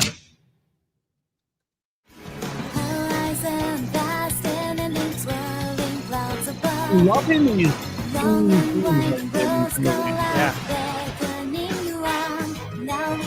オープニングで少し流れていましたが、今回メインテーマがあります。マシンと共にある喜びをストレートに歌った歌です。いくつかのコースの曲とともに任天堂ミュージックでこの後すぐに公開されますので、よろしければどうぞ。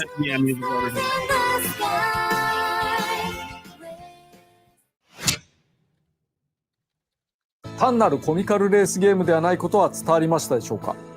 元のゲームは20年以上前のものですが、古さを感じさせず斬新な、しかも他のゲームでは楽しめない遊びがあると思います。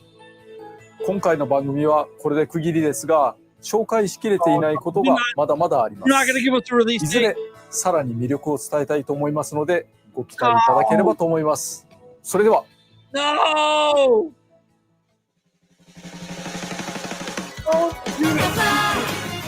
Shooting stars in the sky. You are horizon bound, meant to be weightless and free. In the infinite skies.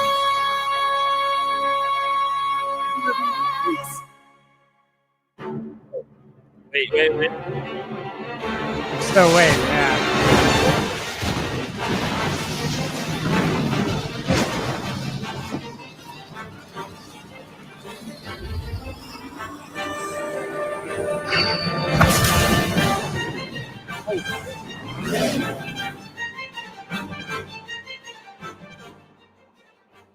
But no release date?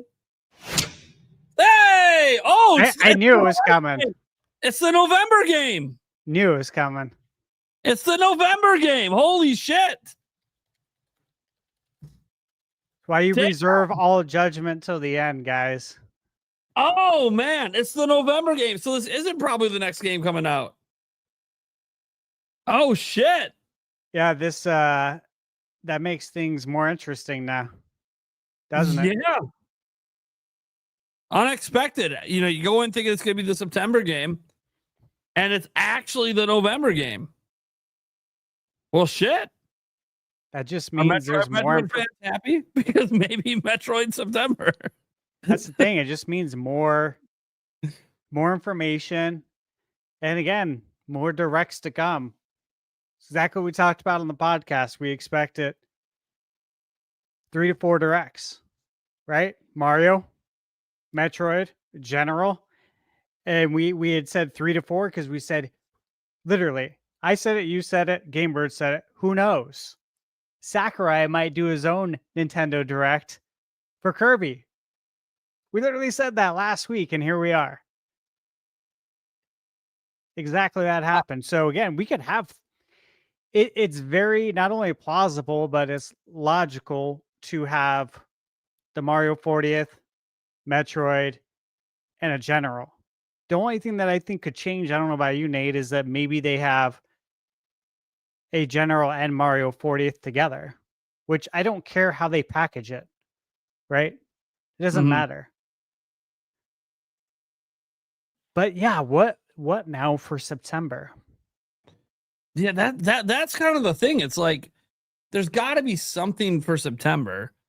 You know, the options left are obviously Metroid Prime 4, Splatoon Raiders, which I'm starting to feel Splatoon Raiders may not be a game this year. Yeah. December, you know, that probably feels like maybe Age of Imprisonment. Yeah, winter. So then, like, I guess Metroid Prime 4 is kind of September by default almost. And it would explain what the thing is. It's weird because it means going into September without knowing, which is weird. Well, unless we find out soon. Wait, I mean, we could. What if the release date's at opening night live? It could very well be. Honestly, look, man. There's a reason. First off, let's just go back to me playing Metroid Prime at Switch 2 Experience. I said this in my video, and I've said it here on the podcast. It felt like a completed game. Okay, let's just get that out of the way. I know there's been some concern about maybe it being delayed. It's not. It felt like a completed game, a completed experience. It felt refined. It felt like it had the Nintendo polish already. But you guys all know how important that is for Nintendo to make sure their games are polished up very nicely. I'm more looking at this still with the big picture of like, all right, I truly still believe we're getting Prime 2 and 3, and we're getting Prime remastered with Switch 2 Joy-Con controls. I think all 4 games are going to have Joy-Con controls because that is the best way to play. I'm convinced after playing it that is the best way to experience it. So you got to look at that is that September could very well give us all the Prime games. And then, Nate, what's the release date again for the Metroid Prime trilogy book? Did it get October. delayed to October 28th? Was it? It's in October. I don't remember what the day is though. So you got to look at that too. That's been because that can change. That's the release date on that's changed what, twice now? Yeah. 'Cause it was delayed. So that's a moving target. They can move that wherever they need to. That book's ready to go. It just has to line up with the marketing. We know that the book's done. They're not delaying it because the book's not ready. It's done. It's just marketing. Yeah. Leo says Prime 4 either September or December. I mean, yeah, obviously, and we're all hoping September sooner rather than later. The thing is, they're demoing it again, and if the demo at Gamescom, PAX, etc., is a new demo, to me that signifies it's got to be probably coming pretty soon. If it's the same demo as the Switch 2 experience, okay, that's fine. But obviously, a lot of people are hoping it's a new one. But we'll see. Obviously, it could be December. That could mean maybe there is no September game. Maybe who knows? We'll see. Again, opening night live is also today, not tonight, unless you're obviously in Europe. It's going to be here in what is it? It's almost 9, so it's going to be 3.5 hours. Technically, is when because they have a pre-show for a half hour hosted by Kyle Bossman. So that's basically the start of the show. So we're going to be live an hour before that. So we'll be live 2.5 hours from now doing that. We have $2 super chat instant. Happy Direct. Let's enjoy this. And it ain't screaming Switch 2 to me. I also had this someone who Venmo'd me one. Won't say their name. They're Nintendo dork in the chat that keeps spamming the chat. I got your Venmo. It's been open this whole time. I just don't want to show your name. But it says Air Riders should have been Mario Kart World DLC. Hope it flounders in sales so Nintendo learns from it. Allowing the waste of a racing game on the heels of Mario Kart World is a lack of leadership.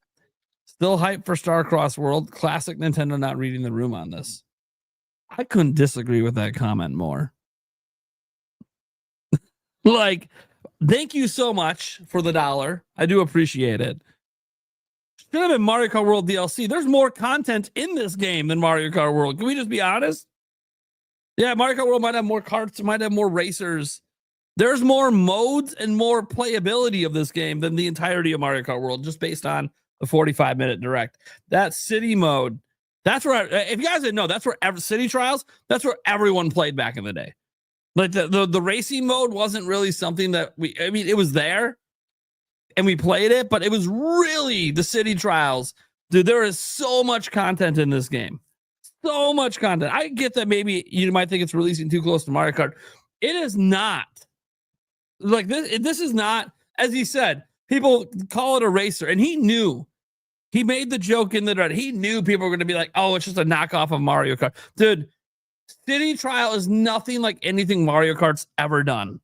And they've just beefed up the city trial mode so much, man. Dude, City Trial is the shit, man. I'm probably going to enjoy this game more than Mario Kart. I can just tell you right now. City Trial, I kind of knew that going in because I played the old one, but City Trial, they really beefed it the hell up. But hey, all opinions are valid, of course. It's fine that you are not impressed. You're probably not the only one. Venny comes in. I don't know if it came through clearly through your stream, but watching the direct Nintendo feed, this game has more in common with F-Zero than Mario Kart Fast Chaos. Yeah, lots of fastness, lots of battle stuff. Dude, it's pretty crazy in general. This game, they showed a lot of content. I go back to that comment that says, it doesn't scream Switch 2. Well, the 16 players, the amount of chaos going on. There are moments in the game that looked very pretty. The ocean race looked really pretty. They showed also this one that was like in that jungle area where you go off a cliff and you're going down. Like, it looked very pretty. There are moments in the game that it's like, okay, yeah, that's not something a Nintendo game looked like on Switch. But obviously the number of players and the chaos and everything. And guys, if you were watching our live stream, I do apologize. This is the first time that we were doing through StreamYard. The StreamYard really dropped the ball. It was really struggling showing that game. I was watching it on my phone, and it was like 15 frames a second. Our whole stream was the video portion. So I don't really know. Like right now, even now, there's a little lag. I'm not really sure what's going on. I do apologize for that. It makes me wonder if I have to do something different for the opening night live stream. We'll see. Because we have other options for doing this. Obviously, if I was streaming by myself, it'd be different. But with Stash here, we're trying to have a stream that is obviously presenting the game good for you guys. Maybe this next one we try to do it through Discord. I don't know if Discord can handle the video very well. We'll see. We'll have to test it. If there's a lot of lag on Discord, then there's no point in playing the video through that either. Because that's an option as well. We could just do a normal live stream through OBS, but use Discord. Then he can stream to his channel. I can stream to mine. It's not a big deal. But if there's, we'll do some testing in between. The good news is we have a little gap between this one and the next one.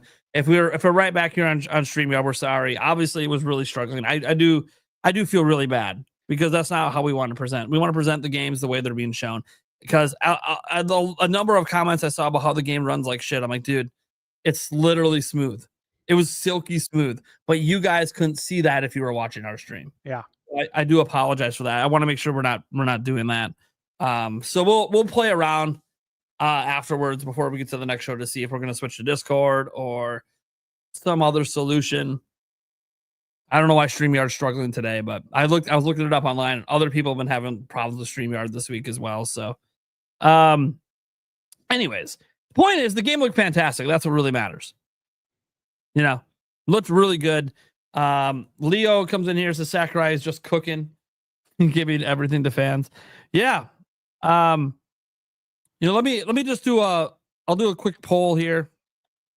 How would you rate the Direct? We'll do the classic A, B, C, D. We can't do F because there's only 4 options. And they gave a release date, so they're safe from an F from me. That's what I said. No release date. They're getting an F. Did everyone notice they have the Smash Brothers announcer? Yeah, I mentioned that in the stream when awesome. When it said winner or whatever. I was like, oh my god, it's the Smash guy.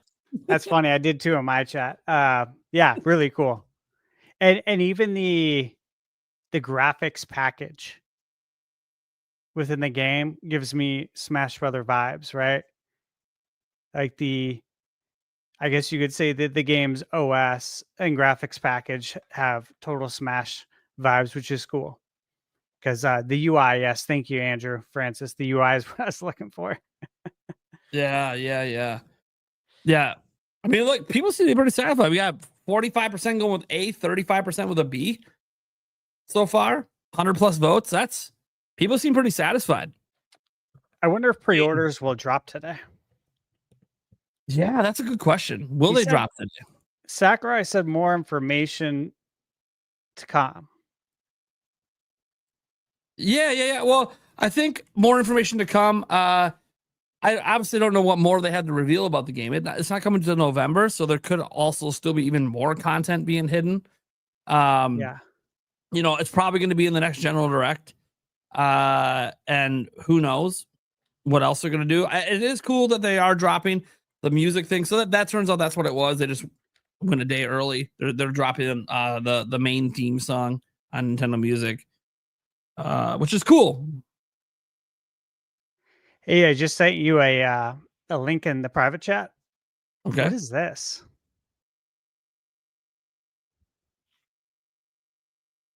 Okay. I just put up the poll on other socials. What do we got in the private chat? Pokemon.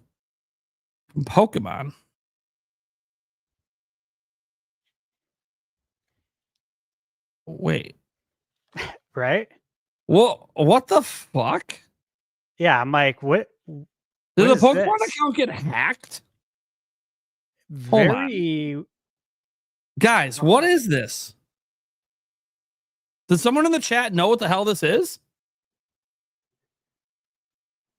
YouTube premiere 6 a.m. Thursday. Pacific on Viewer Thursday.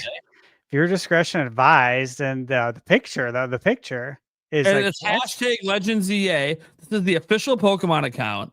What is going on? It looks like a creepy horror game. It does. What it's Legends EA. I have no clue. I pulled up Twitter to see if maybe pre-orders were up yet, and I saw this in my feed. I'm like, what? Well, my Is thing this? is, like, one, the graphics is different than the graphics of the game, besides like the character, maybe the character had. But I'm like, well, why is viewer discretion advised? It's Pokemon. Like, it's Pokemon. Hold on. Is this like kind of like reverse? I gotta like reverse image search this image. There's no way. This doesn't make any sense. No, it doesn't. What the fuck is going on? Crazy things are happening at Nintendo. I don't I don't know what the hell they're doing. This is wild.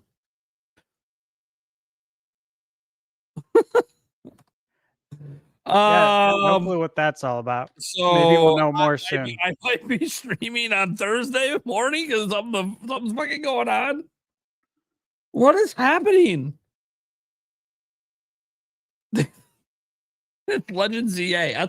That's the why. If I believe it. Oh, it's a spin-off game or something. No, it's Legend ZA related. Holy shit.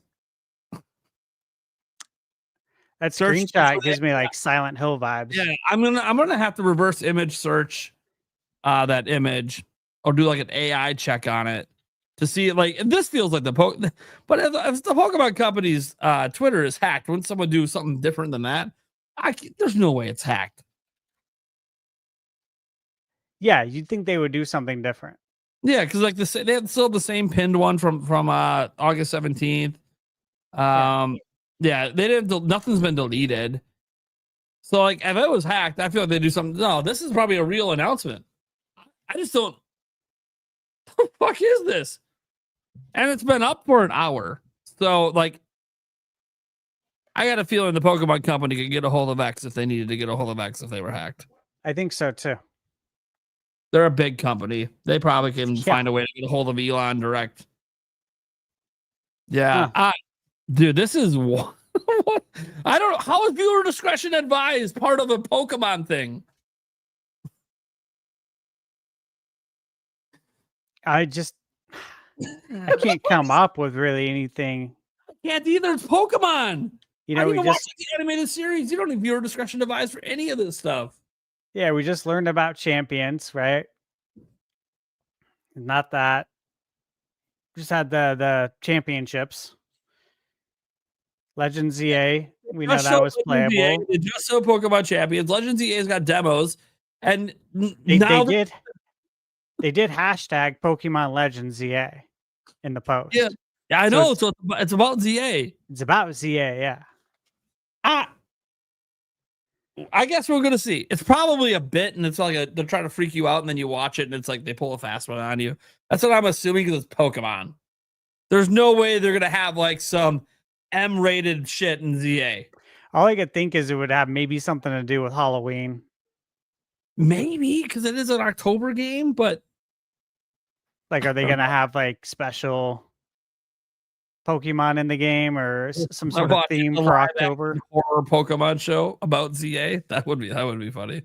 They done something else somewhat creepy on X not too long ago before. I don't remember that, but maybe that falls in line with this. Maybe they've been slow teasing. Dude, this is interesting, man. Dude, I said this week was the week that things were going to pick up for Nintendo. Didn't realize there'd be a direct. Didn't realize Pokemon's now doing something on Thursday. It's 6 a.m. again. I thought it was just going to be the gameplay demos. Yeah. Whatever they're doing, it's big enough to do it. Apparently in the normal 6 a.m. time slot.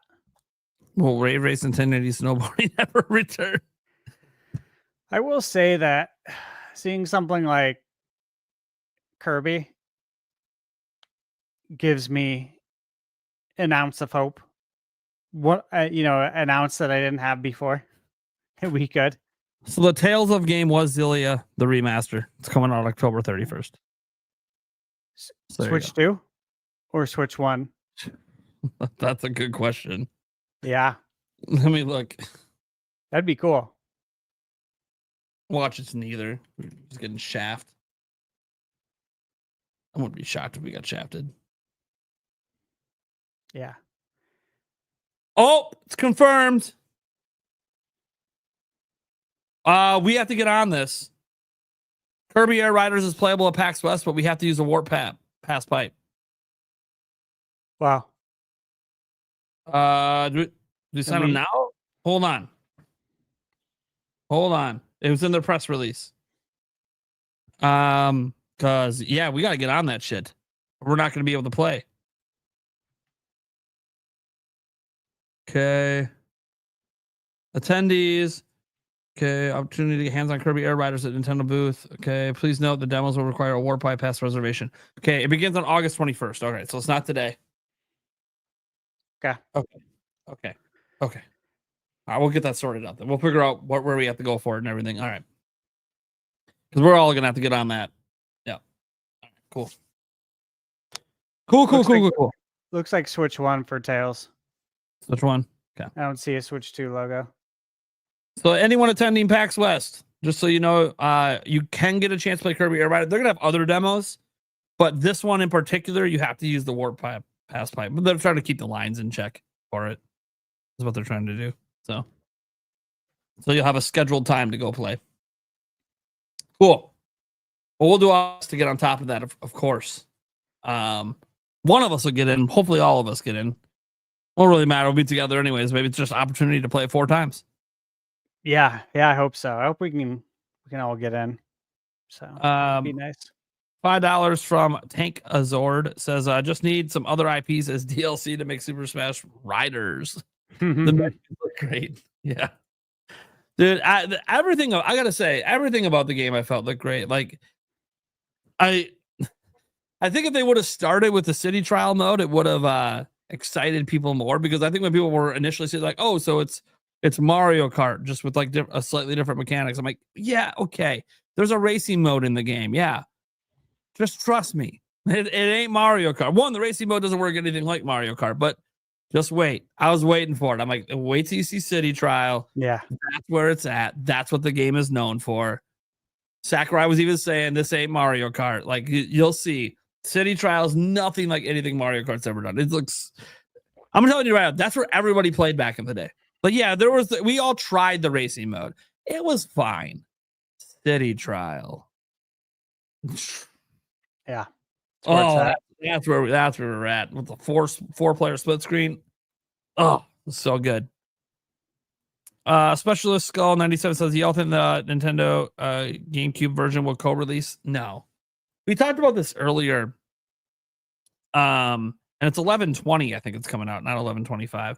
We talked about this earlier, that it for the sake of the new game, releasing the old one, while that's like a nod to people who are nostalgic for it, it could also affect new consumers, because this was a GameCube game that barely anyone played. I mean, not relative to the sales of GameCube, but just relative to the gaming industry on the whole. Not a lot of people played it. And so if people play that, it could sour people on like, oh, I don't like this, so I won't like the new one, when you might actually like the new one because it controls different, has different abilities, different modes, new things. And I get like releasing it on the same day, who cares? But not everyone's buying day one. They might be like, oh, I mean, I hope there's a demo for the game, but I also think it's a hard game to demo. Like, not the racing mode. The racing mode's easy to demo, but I don't know about the city trial. That one seems like a hard one to demo. I think so. Michael Gottman said in chat, Kirby Air Riders is €59 on Nintendo's website. It's on eShop. Hold on. Let me pull up Nintendo eShop. It just got listed. I think they're saying it's 70. Which I think lines up with the €59.99, because their currency's worth more. Yep. Let me pull it up here. Like I thought it'd be a $70 game. Yeah.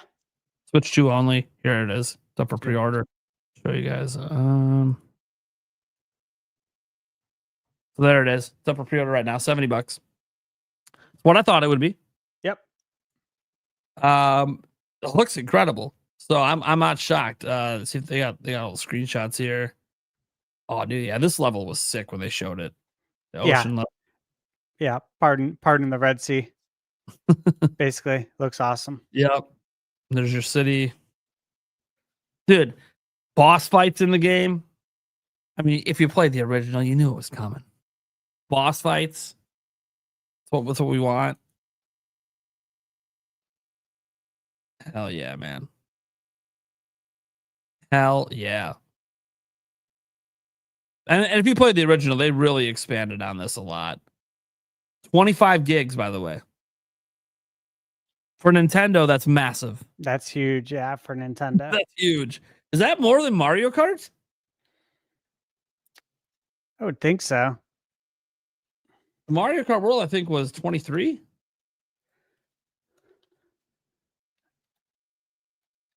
Oh my god, is it even going to be at the bottom? I don't think, too much advertising.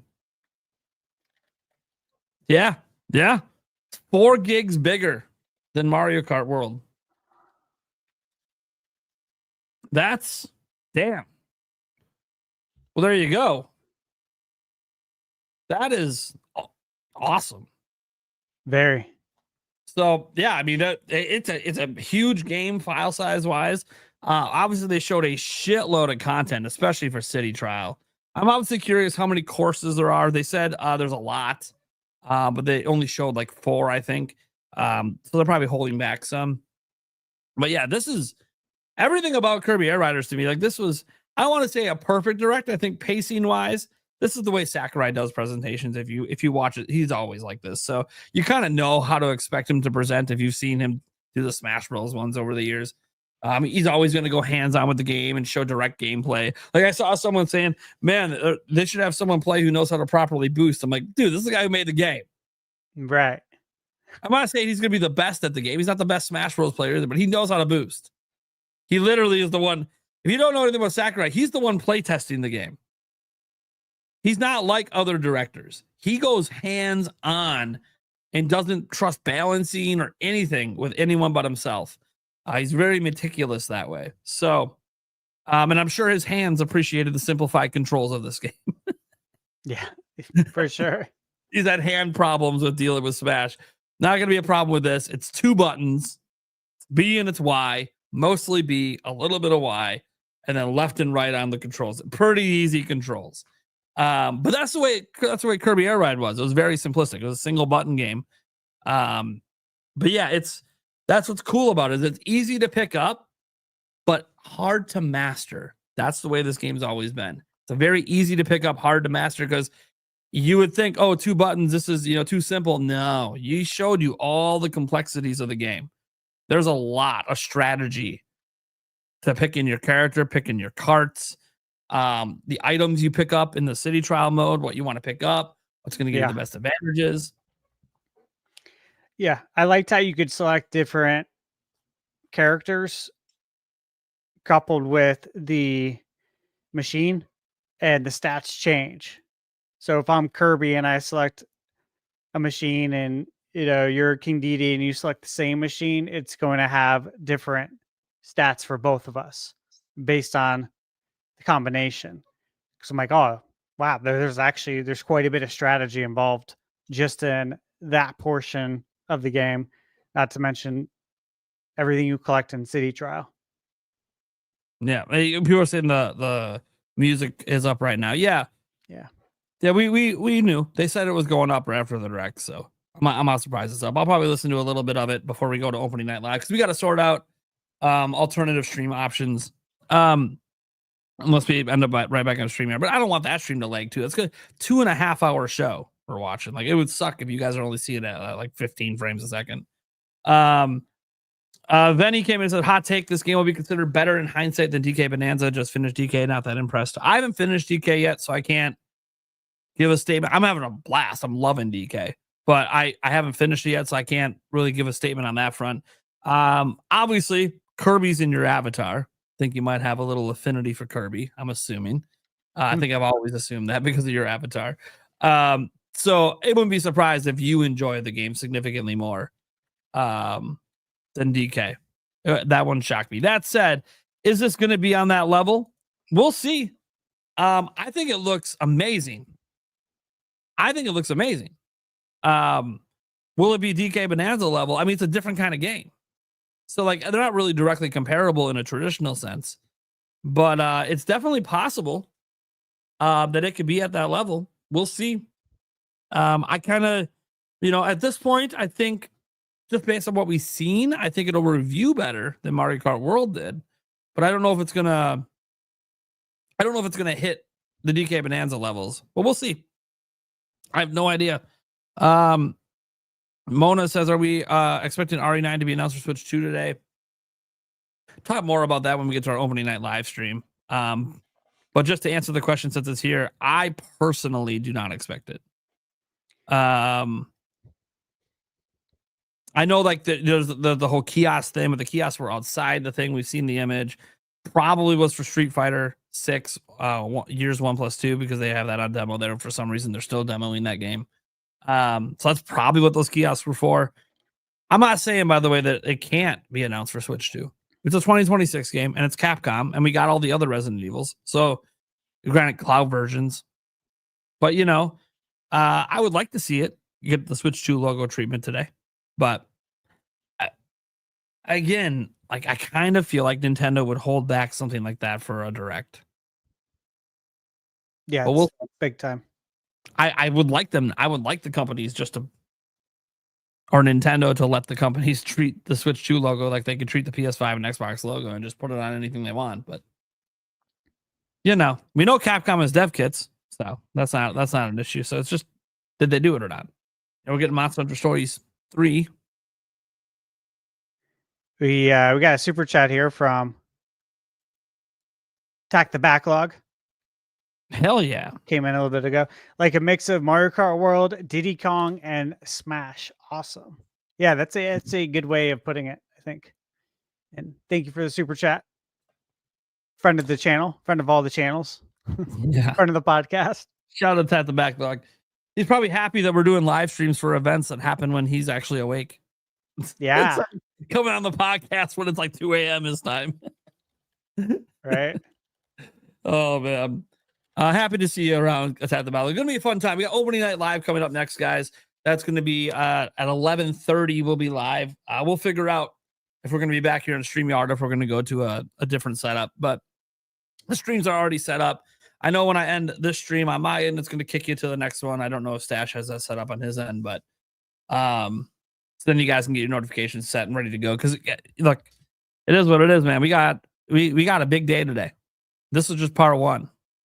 Yeah. Part two is a 2.5 hour show where we already know 7 major third-party games getting shown. Technically, we know 8 because 1 leaked.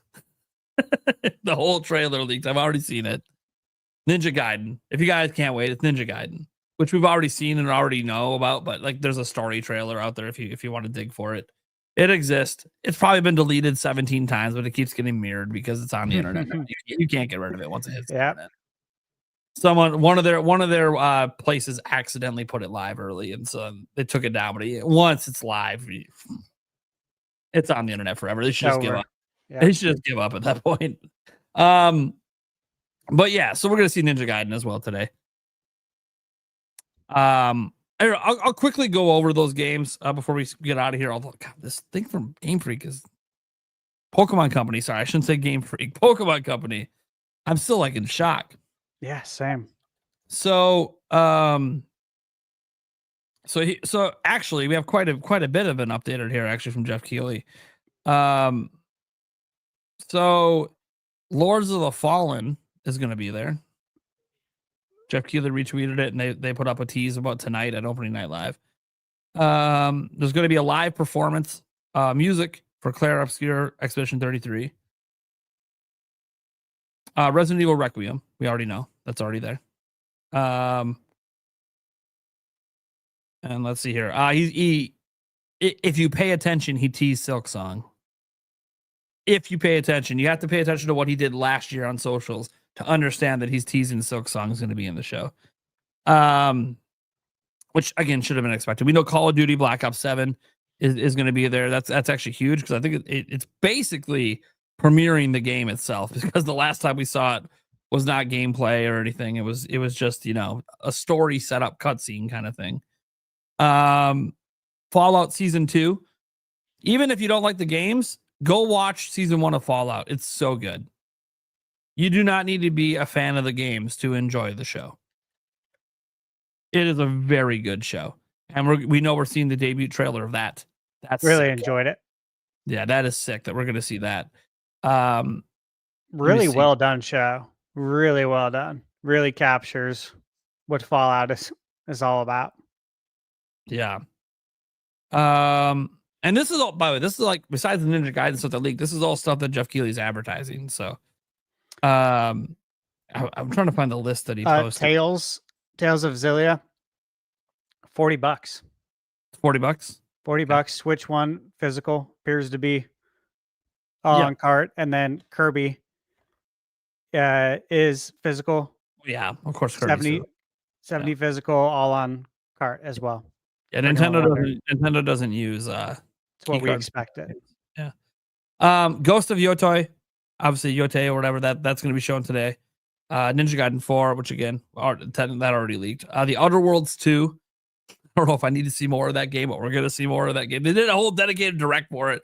Not so sure I needed even more of it, but sure, it's coming out this year. So Silent Hill F, that one I'm excited to see. Yeah, I have it pre-ordered at GameStop. I actually went in store. Haven't done this in probably a decade, at least. Pre-ordered a game in store at GameStop to get that steelbook. World of Warcraft Midnight, which excites me because I do play World of Warcraft. Don't play it a lot, but I play it enough to get through the main story because they casualize the game a lot. So I don't have to be like an extreme player anymore, which is awesome for my time schedule.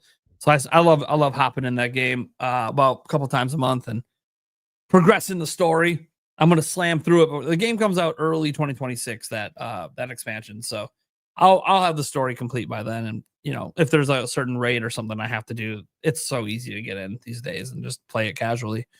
Let's see here. And then Kyle Boss been doing the pre-show, which he's done for I think a couple of years now. So that's kind of everything that's been teased. There might be other leaks out there. I have no idea. You know, I'll glance at stuff during our pre-show just to see if there's any games. We won't show any footage. If there's any trailer footage, we won't show any of that. But like, if we know a certain game is going to be there and it's been teased or leaked, like Lords of the Fallen, you know, we'll bring that up because there's bound to be more. Like another one, Vampire the Masquerade Bloodlines 2 is apparently hinting that they're going to be at opening night live. So it's a 2.5 hour show. There's going to be a lot of games there. That's the thing. Going to be a lot of games. All right. Well, 2 hour main show. That's where like most of the stuff we talked about is probably in the main show. I have no idea what's in the pre-show. All right. And is Nintendo going to be part of opening night live? That's a common question people ask. They've never been part of it before. Going with the expectation they're not part of it this time. But you never know. It was the first time for everything. And my big thing is, will we see the Switch 2 logo on anything? We'll see. That's the biggest thing. Yeah, we'll see. You know, I'd love to see it. I also own all consoles and will be playing everything, but we want to see it. Yeah. Metroid as a demo at Gamescom. It'd be so sick if they dropped the release date at Gamescom, because that's also a game that I think could use marketing outside of Nintendo. Like, I love Nintendo Directs, but you're only hitting on the same audience. I agree. Metroid Prime 4 getting a release date announcement in something like Opening Night Live, I think would benefit the game. And I think it's the kind of game that can appeal to that audience. I think it'd be a big thing. But that's what I feel. Doesn't mean Nintendo agrees. So Nintendo likes to control everything, and it's like, yeah, but you have certain IPs that you really need, like Zelda. Yeah, you can get away. But here's the thing: if you had a new 3D Zelda coming, you'd probably put it in here. So yeah, like you're willing to put that in other people's events. It was in the Game Awards multiple times. I'm like, what? Metroid needs the attention, man. Come on. I agree. You probably even give you a discount on the spot. You probably don't got to pay the $500K or whatever it is for the spot. But anyways, Jeff Keighley just be probably happy to work with Nintendo. According to him, he was on a podcast or a Q&A like a month ago or whatever. He said the Nintendo stuff, it's not for lack of trying. He tries very hard to get Nintendo to commit stuff, and they just won't. So it's like, you know, he's not saying there won't be anything, because he wasn't going to answer that because he doesn't want to give away what the show is. But it's not that he doesn't try. It's not that he doesn't reach out. Not that he doesn't talk to Doug Bowser. He tries. I think, again, I talked about this before last night. Like, I think Doug Bowser he's more of a yes man than he is someone who actually gets things done. He manages Nintendo of America and he does what Nintendo of Japan wants him to do. And he's really good at it, to be fair. I don't think he's bad at his job. He's just not Reggie. He's not a guy that's going to bring things to the table. Like, I don't see Doug Bowser. I don't see Jeff Keighley reaching out to Doug Bowser saying, hey, I think Metroid Prime 4 would fit our show. What do you think? He might go, yeah, but I don't think Doug Bowser's taking that to Furukawa to ask. Yeah, Doug's not out there pitching the Bigfoot pizza, Yeah, yeah. That's what I'm saying. Like, Reggie had more, chutzpah. He was going to suggest things he thought would be best for marketing in the West. And Iwata would listen. Obviously, we don't know if Furukawa would listen, but I got a feeling Doug Bowser, just a feeling, maybe he is and he's being shot down. But I got this feeling that Doug Bowser doesn't seem like the personality type to go to Furukawa and be like, I think for marketing purposes in our area, it would be best if we put this game in this event, even though it's not our event. Because, you can't just spend the money without permission. No. He's got to get the okay from Japan. So that's the way I've always felt, and that's why I think things are a little different. We definitely had more of Nintendo's games showing up in like Jeff Keighley's events when Reggie was around. So now, to be fair, Nintendo still participates in the Game Awards. They still have some trailers there now and then. They had one for Fire Emblem, the last Fire Emblem game. They had that at the Game Awards with a new trailer. So they still participate in the Game Awards, but that has a pre-established relationship because, Nintendo's been in the Game Awards. They're nominated for awards every year. They have their execs there every single year. Sometimes they're big name developers, right? They had 2023, you had Aonuma and Fujibayashi in the crowd because they were going to win some awards for Tears of the Kingdom. So, Nintendo obviously respects the awards, even if you guys don't. But, they never participated in Summer Game Fest. They never participated in Opening Night Live. Those are the two other Jeff Keighley events. But it's first time for everything. Yeah, for me, I'm looking forward to will there be Switch 2? Like, will Elden Ring Tarnished Edition get a release date drop today? It's a multi-platform game. Will Final Fantasy 7, integrate? Will that get a release date drop today? Because it's also going to Xbox. So it's like, that's the kind of stuff that could happen.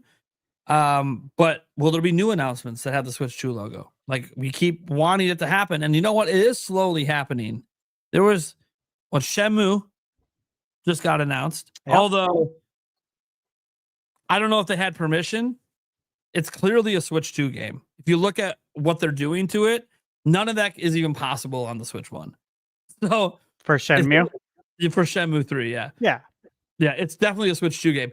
But they couldn't use the logo, so they just said it's coming to Nintendo. I'm like, oh my God, you don't have permission either. Dude, Nintendo's not giving anyone permission to show their fucking logo. Like, this is wild controlling they're being. Yeah, that was my takeaway as well. When it said coming to Nintendo, I'm like, yeah, it's obviously Switch 2. It literally says it's going to be 4K. Yeah, and if it was Switch, they would just say Switch. They literally, the first thing they say is 4K. I'm like, okay, well, I mean, that's only Switch 2. There's no other Nintendo platform that can even do it. So I'm a little concerned Nintendo's still being sticklers, but we also had another game get announced that is coming to Switch 2. I can't remember what it was. It happened yesterday or something. It wasn't like a big name game, but it was kind of like, oh, okay, so they can announce for Switch 2. That's kind of cool. They had the logo and everything. So maybe Nintendo's starting to let up a little bit. We'll see. We don't know. I mean, I'd love to see that logo right alongside all the rest for Requiem. That would be sick. That would be sick. Now, the questions if it's a cloud version or not, I don't care. That would just be sick because it means Nintendo's now letting at least their closest partners, and we know Capcom. It's a very tight partner with Nintendo. Them and Bandai Namco is probably a bigger partner because they have dedicated Nintendo teams, but Bandai Namco and Capcom are like their biggest partners. So Square Enix is probably starting to get up there a bit now too. Multiple, exclusive, timed exclusive games they keep making. So those three companies, they're all going to have games here.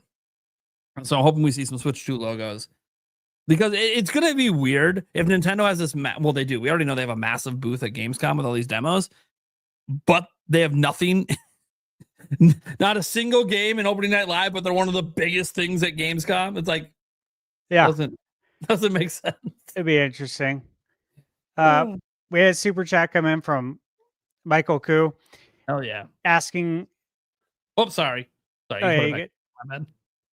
yeah, it was Click. asking, do you think Nintendo and Microsoft will finally announce Game Pass for the Switch 2 at Gamescom? Question. Yeah, it's a good question.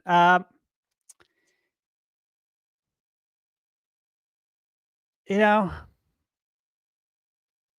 No. no. Like, I'd love to see it. That's the thing. Like, I want it, but let's be real. It's never happening. Yeah, I also just don't know. I don't know how successful Game Pass is. Like, as far as like earning new subscribers, right? Now, if they were able to get it on like Nintendo and PlayStation, would Game Pass grow? Presumably, yes. Right? But yeah, even Michael J in chat said, you got the Xbox, obviously ROG Ally coming out. I don't think the timing would even be right at this point for something like that. Yeah, and here's the thing: Game Pass doesn't work without Xbox Live, and both PlayStation and Nintendo have been very wary of having anyone else's account systems have to be this integral to their platform.